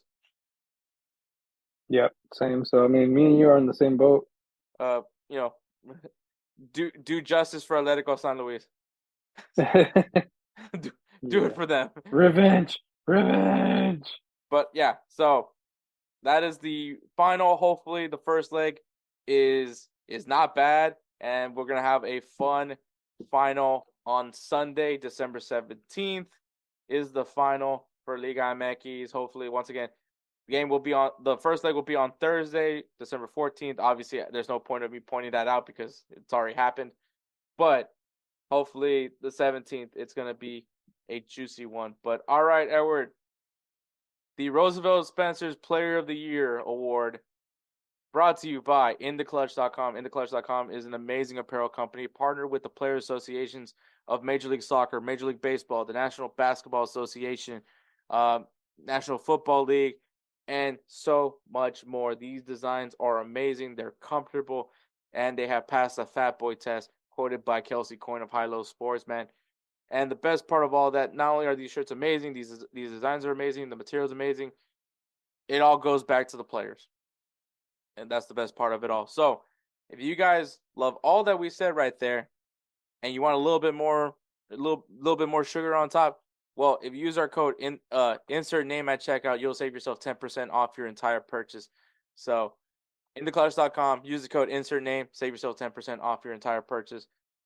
So, however, we are now down between two players for the Roosevelt Spencer's Player of the Year Award, and that is Pedri and Erling Haaland. So And I was going to ironically, try to bring in a third player into this, but then I realized we were basically pulling what the college football committee did when they took out an undefeated Florida State University from the top 4 and put Alabama and Texas in it. So I was like, you know what, that'd be fucked up. So yeah. both these players have both gotten 6 votes. And if you guys want to understand how we pick our Player of the Year nominations, sometimes we don't even have nominations. Whoever wins Player of the Year is purely off of the fact that they got put in on our Player of the Week segment more than everybody else. And then, of course, we also added now the new caveat where at the end of once we do our announcements of Players of the Week, the listeners get a say, gives the player an extra vote. So for the year of 2023, Erling Haaland and Pedri have gotten more votes than any player else when we have announced Players of the Week, and that's why they're here. So, Edward, the ballot, the vote, you can vote. The voting has started all the way back from Sunday, so it's been posted on social media. We'll keep resharing it and everything, so you guys still have a chance to keep voting. But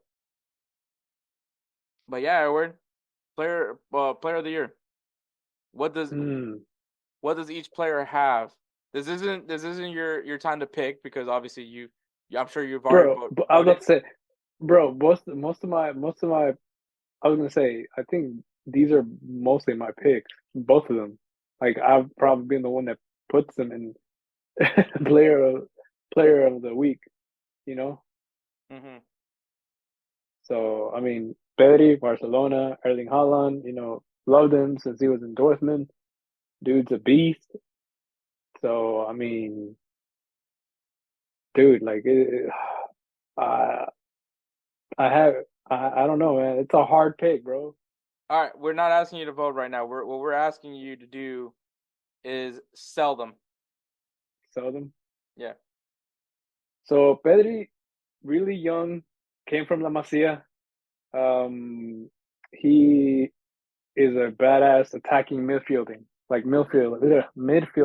Jeez, I can't speak. Um, he plays in Barcelona, Spaniard. He alongside Gavi, they both basically moved that midfield for Barcelona. He scored his set of goals as well. He's done assists. He's made plays where basically his style of play is like Iniesta. He just dribbles the ball in between. He's like the new Iniesta that they have right now. If you've seen him play, you know what I'm talking about, where he keeps the ball glued to his foot, and whenever he's like going around and everything, doing his dribbles, he has a little bit more flair than Iniesta does. So he has a little more tricks, more back heels, a little stuff like that, which is what I see a lot in players. It's like all the tricks that they can do, and then especially if they do it on the field, not just like out of the field. But yeah, I mean, he's got hella dribble. Not gonna tell you he has a power shot. Like if I want to compare Valverde to Pedri as in power shot, I would go Valverde. But he has really good accuracy. I feel like and then his long passing, his thorough passing, like passing on the floor, is one critical thing. Just like I said, just like Iniesta, that was basically his deal. It's like dribbling, playmaking, making sure that the ball is going to get through the attack. That's basically what he does. Mm-hmm. And then Erling Haaland, I mean, dude, what can I say? You said it earlier. The dude broke the record already in his first season at Manchester City, and even to drop this dude, it's like you would need two people of his size, and he would probably still wouldn't go down. Like he would still try to keep his balance up. Like the dude's core strength is unreal. His trunk strength, like his legs, it's unreal. And then like his speed, the way he sprints, it's literally like a fucking cyborg. Like it's like a fucking tank, dude. Like I would not want to be standing in front of this dude as a center back or even a wing back. Like just if he's coming at me with the ball, bro, I feel like that dude would dislocate my hip, my shoulder, and then I would just fall, and I'd be looking like a puppet, like on the floor where all your limbs are just like kind of loose and shit. Like I swear, like that dude is a beast. And then the way he like his kicks are fucking deadly. Like shit, he gets the ball, he hits that ball right in the sweet spot, whether it's going in or it's going straight into the goalie. I guarantee you that goalie hurts the next day if he gets smacked with one of those on his chest or even his arm, his shoulder. I promise you, he's hurting. Mm-hmm. Because those kicks are fire. And I mean, dude, honestly, like he's a leading goal scorer, right?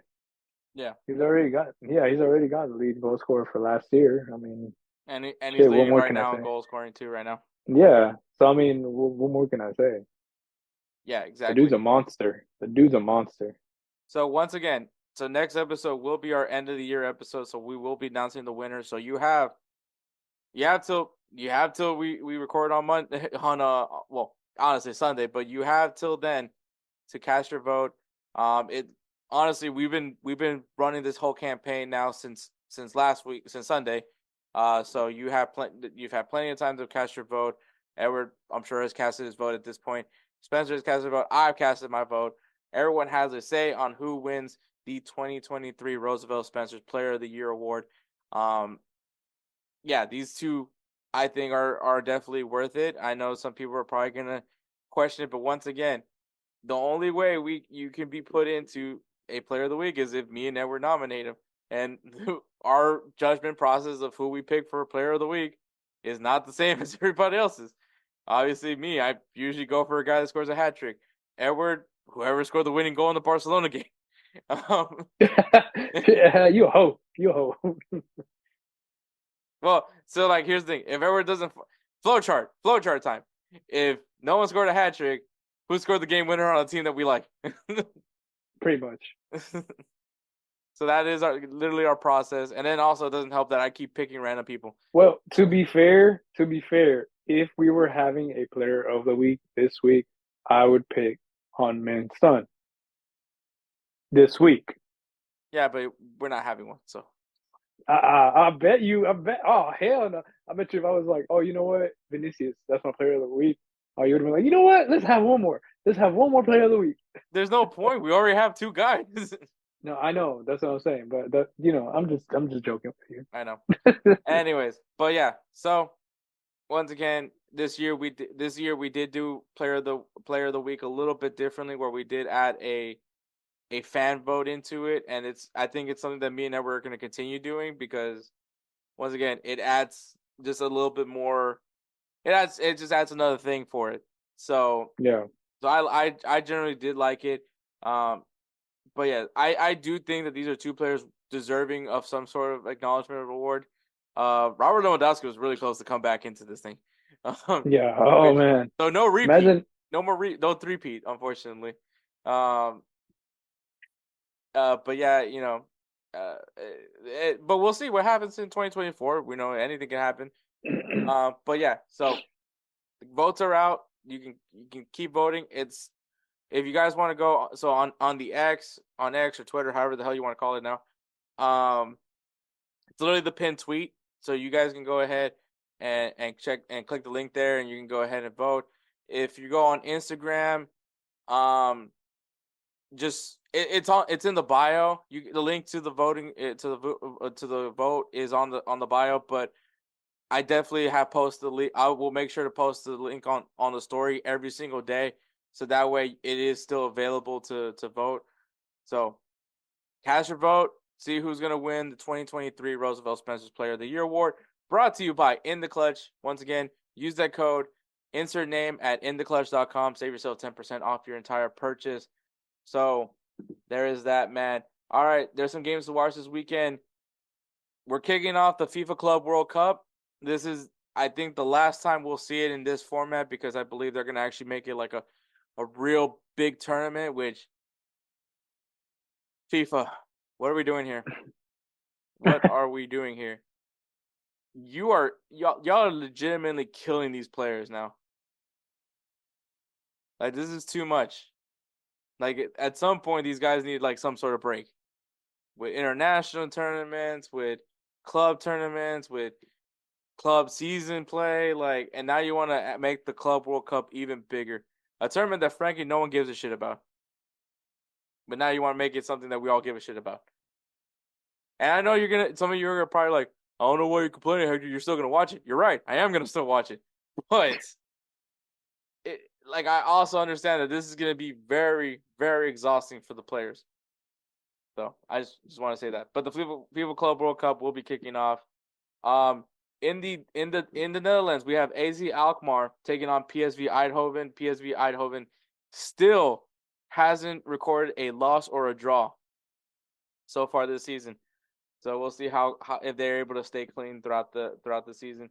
And we also have Braga taking on Benfica over in Portugal.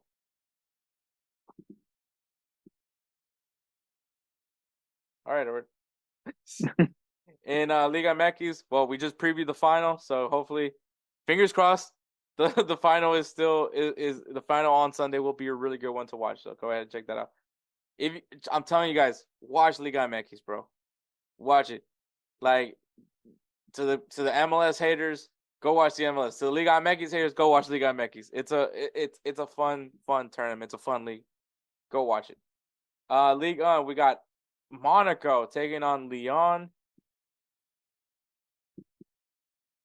I will make the announcement next episode whether or not there's gonna be a jersey bet.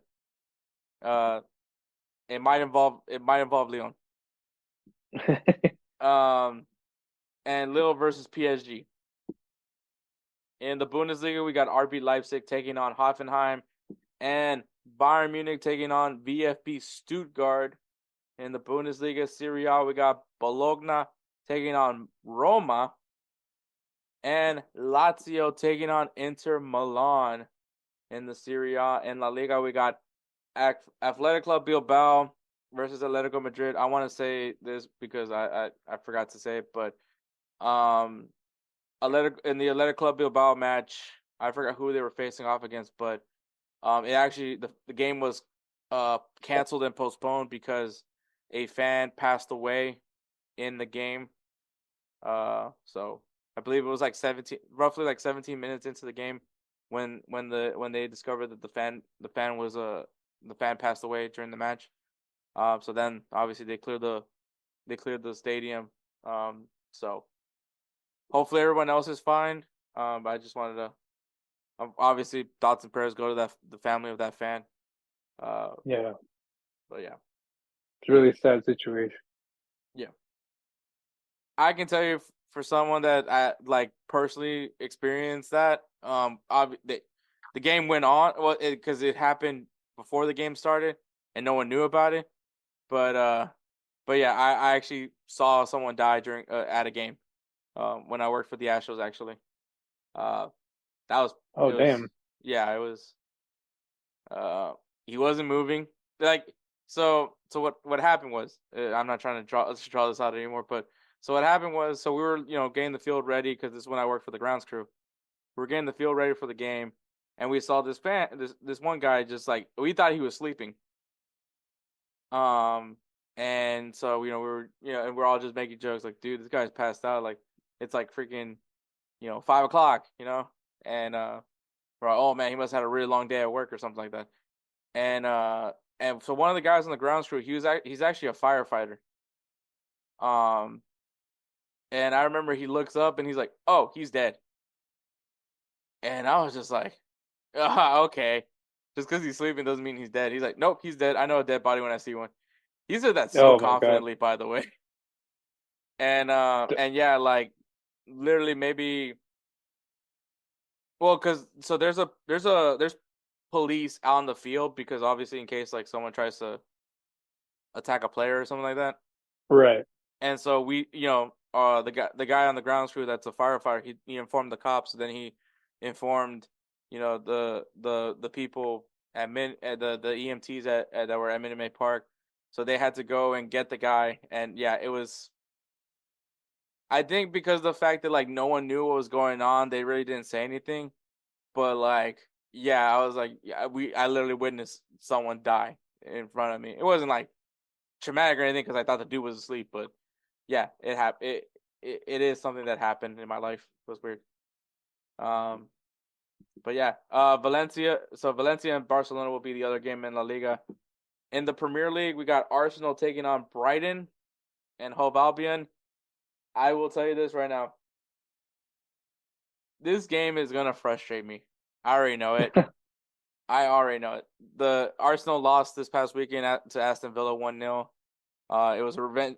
It was a revenge game for Emi Martinez, but also it was a revenge game for Unai Emery. So that was great. Oh yeah. But dude, there's something about Brighton, bro. I just don't know. That Arsenal just struggles with this team. Don't know why. I think it goes and maybe my beef with Brighton all starts because of the obviously they injured Leno. Way back. But funny enough, had that incident not happened, Emi Martinez probably would have never had a career. So, series of events. If it wasn't for Brighton, Emi would have not.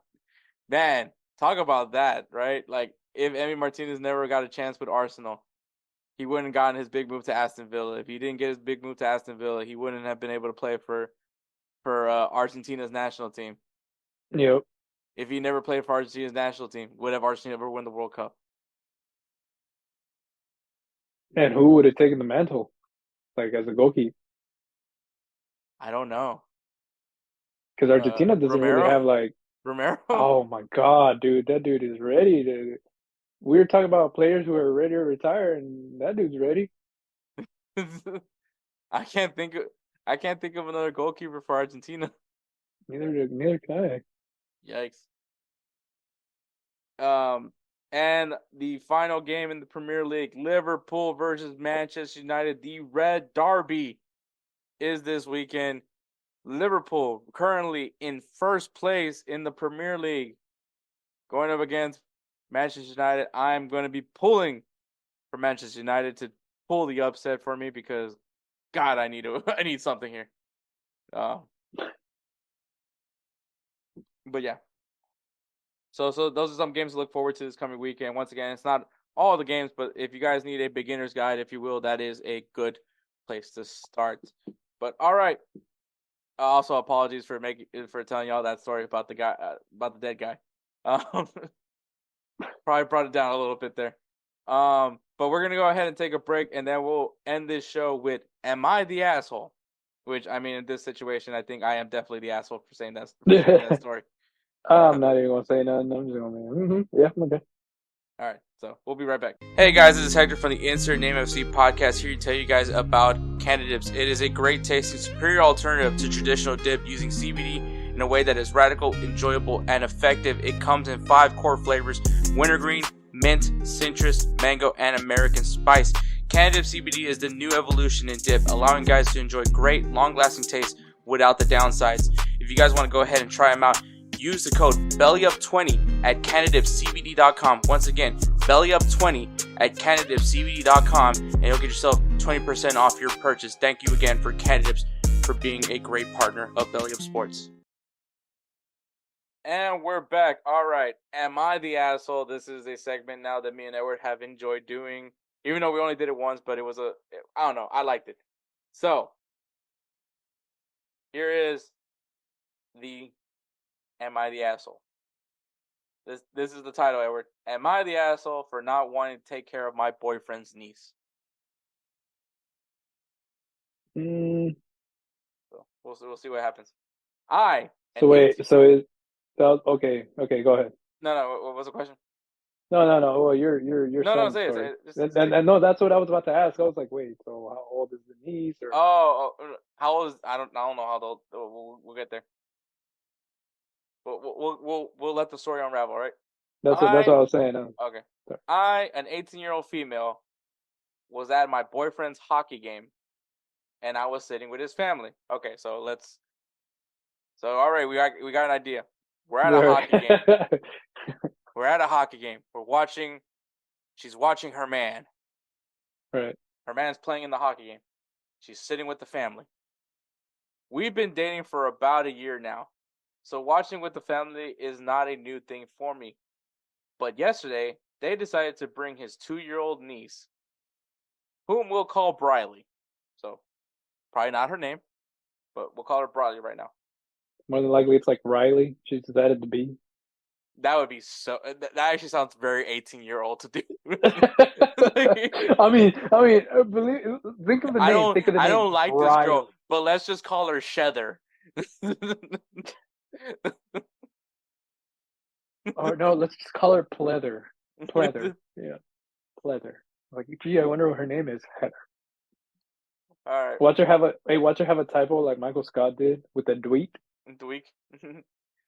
So really, I'll be like, oh, well, then we know her name. So Ryle. About halfway through the game, Riley started sobbing hysterically. You already said Riley. I said Briley.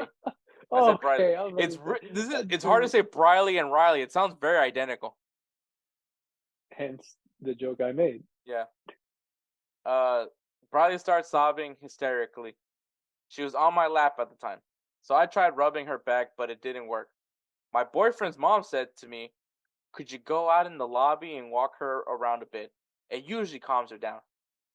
But I said no because I wanted to keep watching the game, and Briley has a habit of running away, and I didn't want to be responsible for chasing her if that happened. And my boyfriend's mom was like, "That's too bad, because she really loves you, and I think it would be good for her to spend time with you." And it made me feel so guilty for it. Am I the asshole for not wanting to take care of my boyfriend's niece during his hockey game? That is not your child. Yeah, I was like, All right, well, 2 things here. Tell me if you agree or disagree, Edward. 2 things here. You've only been together a year. Mm-hmm. And also, it's not your child. Okay, wait, third thing. And you're 18 years old. So, I mean, I get it. For an 18-year-old, a year is huge. So, I mean, dude, that's like 10 years for like an 18-year-old. But we're talking about a niece. It's not her child. Yeah. Or it's not his child. It's not his child. It's his niece. But like, well, for one, where's the parent? Where's the mother? Or the brother, whoever's sibling child that is. Yeah. Honestly, when I was skimming through this, I didn't realize that it was her boyfriend playing in the game. I thought they were at like an NHL game or something. Because this now changes everything. Yeah. Because I was gonna say, if this was like an NHL game, why are you taking a 2-year-old to a hockey game? Yeah, right. I will say this, like, as much as I love going to sporting events, I would never take, like, I personally probably wouldn't take my own child to a sporting event till like they're 4. And that's probably a big reach for me because, like, the thing is like, it's hard to take kids to like most things that require just sitting and watching. Yeah. Because like that's just not how they work. They need to be active, and they don't have the patience to sit and just watch a hockey game or a soccer, any kind of sport. Like, it's like same thing when taking a kid to a movie. Like, some kids don't just sit and watch a movie. Like, they want to do stuff. They might tell you they want to go to the movies. They probably just want popcorn and an icy. But yeah, to me, a sporting event. And now, if nobody could take care of the kid, which I'm assuming the whole family was there, and if that's the case, once again, where is the parent of this child? But yeah, for me, the three things here is: 1, she's 18 years old; 2, they've been together for a year, and bro, the baby was 1. What bond? What bond is his mother talking about? Right. No shit, she loves you. She's fucking the baby's 2. The baby loves anybody. Okay, maybe not everybody, but I mean, like, if you hang out with the baby long enough, they're gonna like you. Yep. Like, this is a great bonding experience for you two. What? That has to be by far the dumbest thing anyone has ever said. If that's your selling point as to like why this person that has no other affiliation to this child besides the fact that she's dating her uncle, like, okay, maybe, well, she's in a relationship with the uncle. Like, there is no real reason for her to be like, this is a real bonding experience between you two. Like, she's not the aunt. They're not married. So, yeah, I think that was ridiculous. Yeah, she's not the asshole for this. I don't think so, at least. But, Edward, what do you think? No, I don't think she's the asshole. I don't think she's the asshole. No, what was the Like, I don't think she's the asshole. Oh. Yeah. I feel like there was like a but there. No. Yeah, I think in this scenario, like, I don't know what level of hockey this is. I don't know if it's high school hockey. I mean, they're 18. She's 18. Maybe college Probably hockey. like semi-pro. Semi-pro or college hockey. Yeah. Which props to her. But yeah, dude, that's like that's like a weird request. Like, one, like I said, they're not married. Like, so she's not really the kid's, like, she's not that baby's aunt. Yeah. Yeah, that's just weird. I mean, yeah, you've known the baby for a year, but like the baby's like, I honestly can tell you, I don't even remember anything past 4. So I don't remember anything as a baby. Do you think I'm gonna remember this girl? For instance, Heidi. You're like, I'm not about to remember her. My niece Heidi. Mm-hmm. Like, obviously, this one girl that I ended up having a relationship with, like, she was playing with Heidi when Heidi was a baby. Like, they I guess you could say they bonded. But like, Heidi doesn't remember this girl. No, yeah, I'm pretty sure. Heidi was just like, "Oh, who's that?" Like, because she saw my old prom picture, and I was like, "Oh, that's so and so. Yeah, we were together for a while." And I was like, "Oh, she used to actually play with you a lot when you were a baby." And she's like, "Really?" And I was like, "Yeah." She's like, "I don't remember." I was like, "Well, no shit, you were a baby." But so I don't think this baby's gonna remember. Oh man, we bonded when I was 2 at a hockey game. Like it. So one, fuck that mom. The mom just didn't want to do anything. The the grandmother. That's what honestly. That's what she wanted to do. She wanted to get that crying baby out of her around her so she can watch her son play. Like that's on. I think that's really. You know what? The real asshole was the grandma. And then to really like make her feel guilty by saying that, yeah, that's too bad because she really loves you and I think it'd be good for her to spend time with you. What? That's like something to say to a deadbeat parent. Like, yep. That's like if the grandparent is actually raising the child, and the kid, like the actual parent doesn't want to do anything with it. That's when you guilt them with that sentence. But this is like a 18-year-old probably going to college. We don't know if this relationship's gonna work. They're 18. Yeah, right. Exactly. Like, pretty much. This is great. This is a great bonding experience for you two. No, it's not. If anything, if she bonds with the baby and things don't work out, now she lost the baby. So yeah, pretty much. Yeah, you know what? 18-year-old female who most likely this girl's name is Riley. You're not the asshole. The only thing that makes you an asshole is that you probably could have came up with a better name than Briley. But yeah, no, the mother, the grandmother of this child is really the asshole here. Also, like, what do you mean? Like, she'll just go run off? Are you gonna put her down? Like, you're just gonna take her? You're just gonna take the baby up to the lobby and just walk around? Like, not, or unless, 2 years old, they're probably walking, right? Yeah. I don't know why I said probably. That's definitely they're walking. They I don't know when babies usually start walking around. I know it's before a year. Sometimes it's after a year, a little bit after a year. Yeah, that's when. I'm not gonna lie. One of my biggest pet peeves is when people is like, yeah, he's 12 months old. I'm like, just say just say it's a fucking year old. I get it for clothing. Why you would point out like the age of the baby, but like when you use clothes, I get it for like clothing. He's 24 months old. He's 2 years old, bro. Fucking two. Like, yeah, why? that's a little soapbox there. But no, yeah, it's just that one was just Nah, you're not the asshole 18-year-old girl. The real asshole is the mother. It's the mother of the, not the mother of the baby. Well, maybe the mother of the baby. Where the hell is she? Why is she ain't holding her baby? Right. Bro, we just unraveled. She's not the asshole. Everybody's the asshole. Fuck, her boyfriend's the asshole too.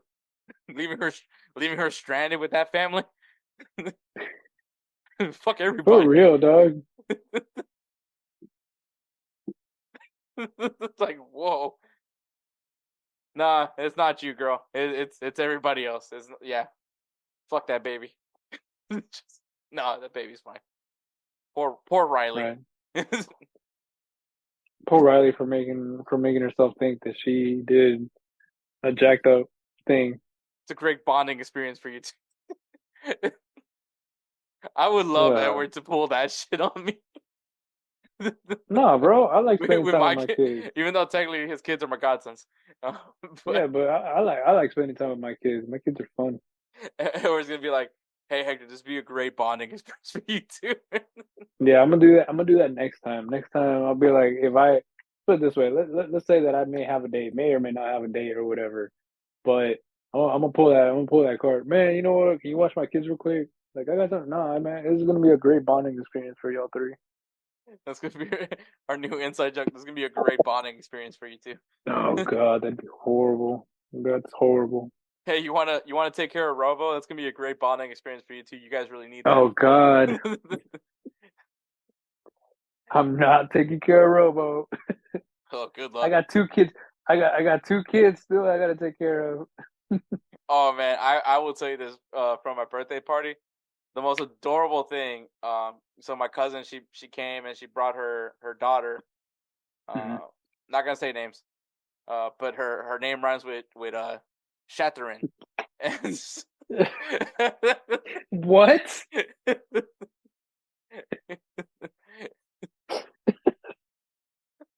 I can't with you, bro. I can't with you Taking a anymore. page from this 18-year-old girl. but she brought her daughter, and like her daughter, because like her and her husband, they have like 2 big dogs. Well, not Robo big, but they have 2 big dogs, and so Mhm. like the baby is used to being around dogs, and so like she was just like like if she wasn't around with another baby, she was with Robo, and it was funny because Robo's just laying down. Also, I gave Robo like CBD because it was light. There was lightning that day. Oh yeah. Oh, bro, that storm. Yeah, dude. I don't know what the hell that was going on, That bro. one lightning bolt that sounded like a gunshot, dude, I think it was traumatized like Robo, right bro. around the school, bro. I think I it was like felt right so around there. bad for Robo, man, dude. Robo was shaking, like I mean trembling, bro. I have never seen him shake like that. He was like Vietnam flashbacks were coming to Robo. So, Dear Lord. but so I gave him some CBD for him to stay mellow, and so he's just there laying down, and this baby comes to his face, and he's just like, what the fuck's happening now?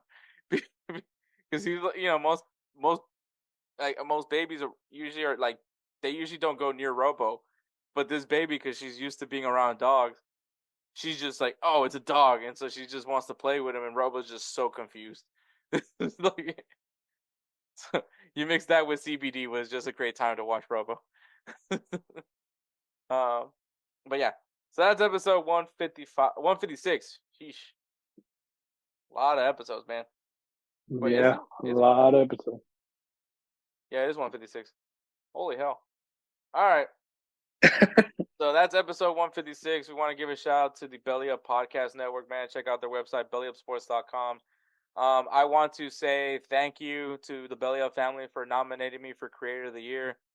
Um, Woo! yeah, it's pretty awesome. Yeah, I'm grateful. Obviously, been putting in a lot of work with this podcast, so it's cool to be getting recognized from my peers. Even just to be nominated, I probably won't win it, but just to be nominated was just pretty cool. So thank you, and also congrats to the other nominees for it. Uh, really took me by surprise. I didn't even realize that was I was even up for that nomination. So it was really cool. I'm really grateful for that. But check out the website, man, BellyUpSports.com. Lots of great podcasts in this network, man. Go ahead and check them out. Shout out to Kelsey, High Low Sports, man. He's part of the Belly Up family as well. Lots of great podcasts, man. Not just soccer, but just like everything around. They cover everything. They're pretty busy right now with college football playoffs and basketball. Congratulations for the Lakers for winning that stupid in-season tournament. I don't know if you knew that, Edward. Nope, I So did the not know that. NBA basically copied the FA Cup. Oh, they did? Yeah, they did their own version of the FA Cup. So they call it the in-season. They literally call it the in-season tournament.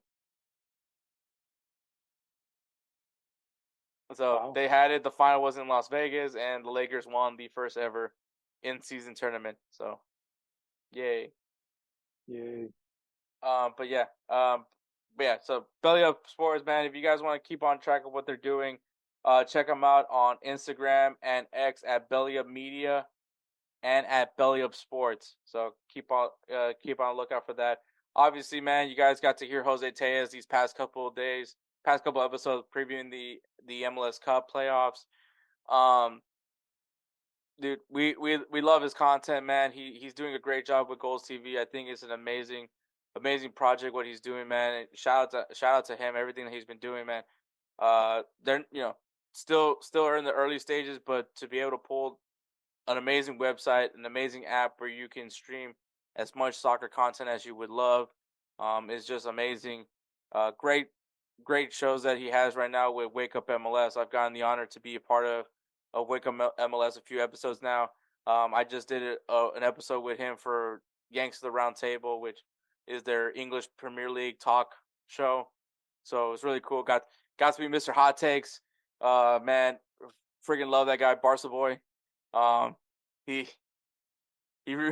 So in that episode, Edward, we did a best 11 of the year 2023 in the Premier League, and this guy. So man, I don't remember his name off the top of my head, but he goes by Barca boy. His whole YouTube channel is just him talking about Barcelona. So Edward might be something up your alley there. But excuse me, sorry. Ooh, that was a big one. Sorry. But so we're honestly, I will tell you, I literally picked I put a bunch of players that just to get a reaction, because my best 11 I think was obviously Erling Haaland at striker. I think my wingers were Mohamed Salah and Heung-min Son. My midfield was James Maddison, Martin Odegaard, and oh man, I don't remember the other midfielder. James Ward-Prowse. My back line was Trent Alexander-Arnold. Who did I have? Stupinian at left back. Center backs, I forgot who I had at center back. And then at goalkeeper, I had Nick Pope. And basically, everyone shat on my picks. Basically, that's what it was. But this dude, Barca boy, I mean, don't be shocked, but he basically his lineup for 2023 was Manchester City. So damn, because obviously he's a Barca fan, so of course he's also a Pep Guardiola supporter. Right. But yeah, what's funny? I was just thinking that too. I was like, why didn't you pick anybody from Man City? Besides Erling Haaland, I was like, you got Phil Foden. I could understand why not Jack Grealish, but he's been doing pretty good. I think I had Virgil van Dijk and don't remember the other center back, but I know it was not from a big team. Yeah, I had a bunch of variety, but yeah, no, it was a good show. It was a great recording. I freaking had fun there. But yeah, Golz TV, man, it's awesome. Go check them out, golz.tv. Follow them on Instagram at golz.tv and on the X at golz_TV for all things that are going on with them. Obviously, they just got a big deal with USL. So now you can find highlights and coverage of the USL Championship over on Golz TV. Big move for them.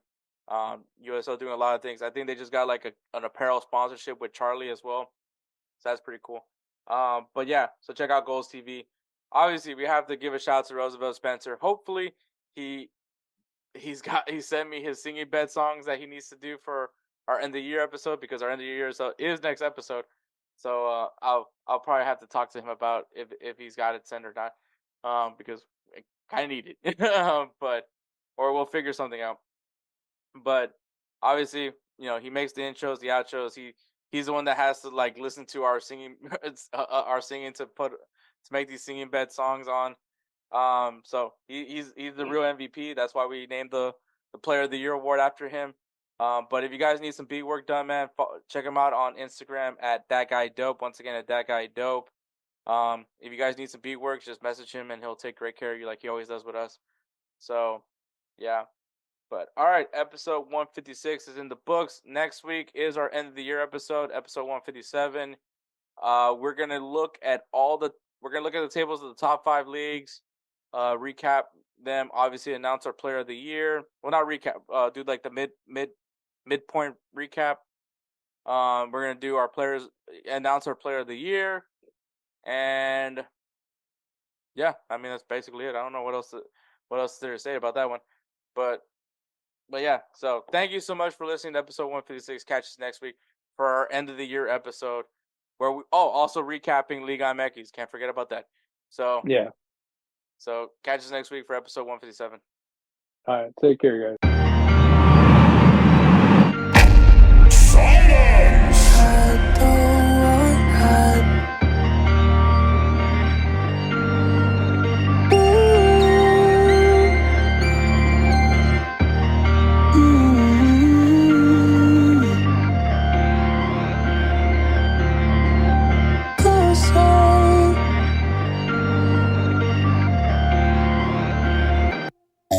bust that down.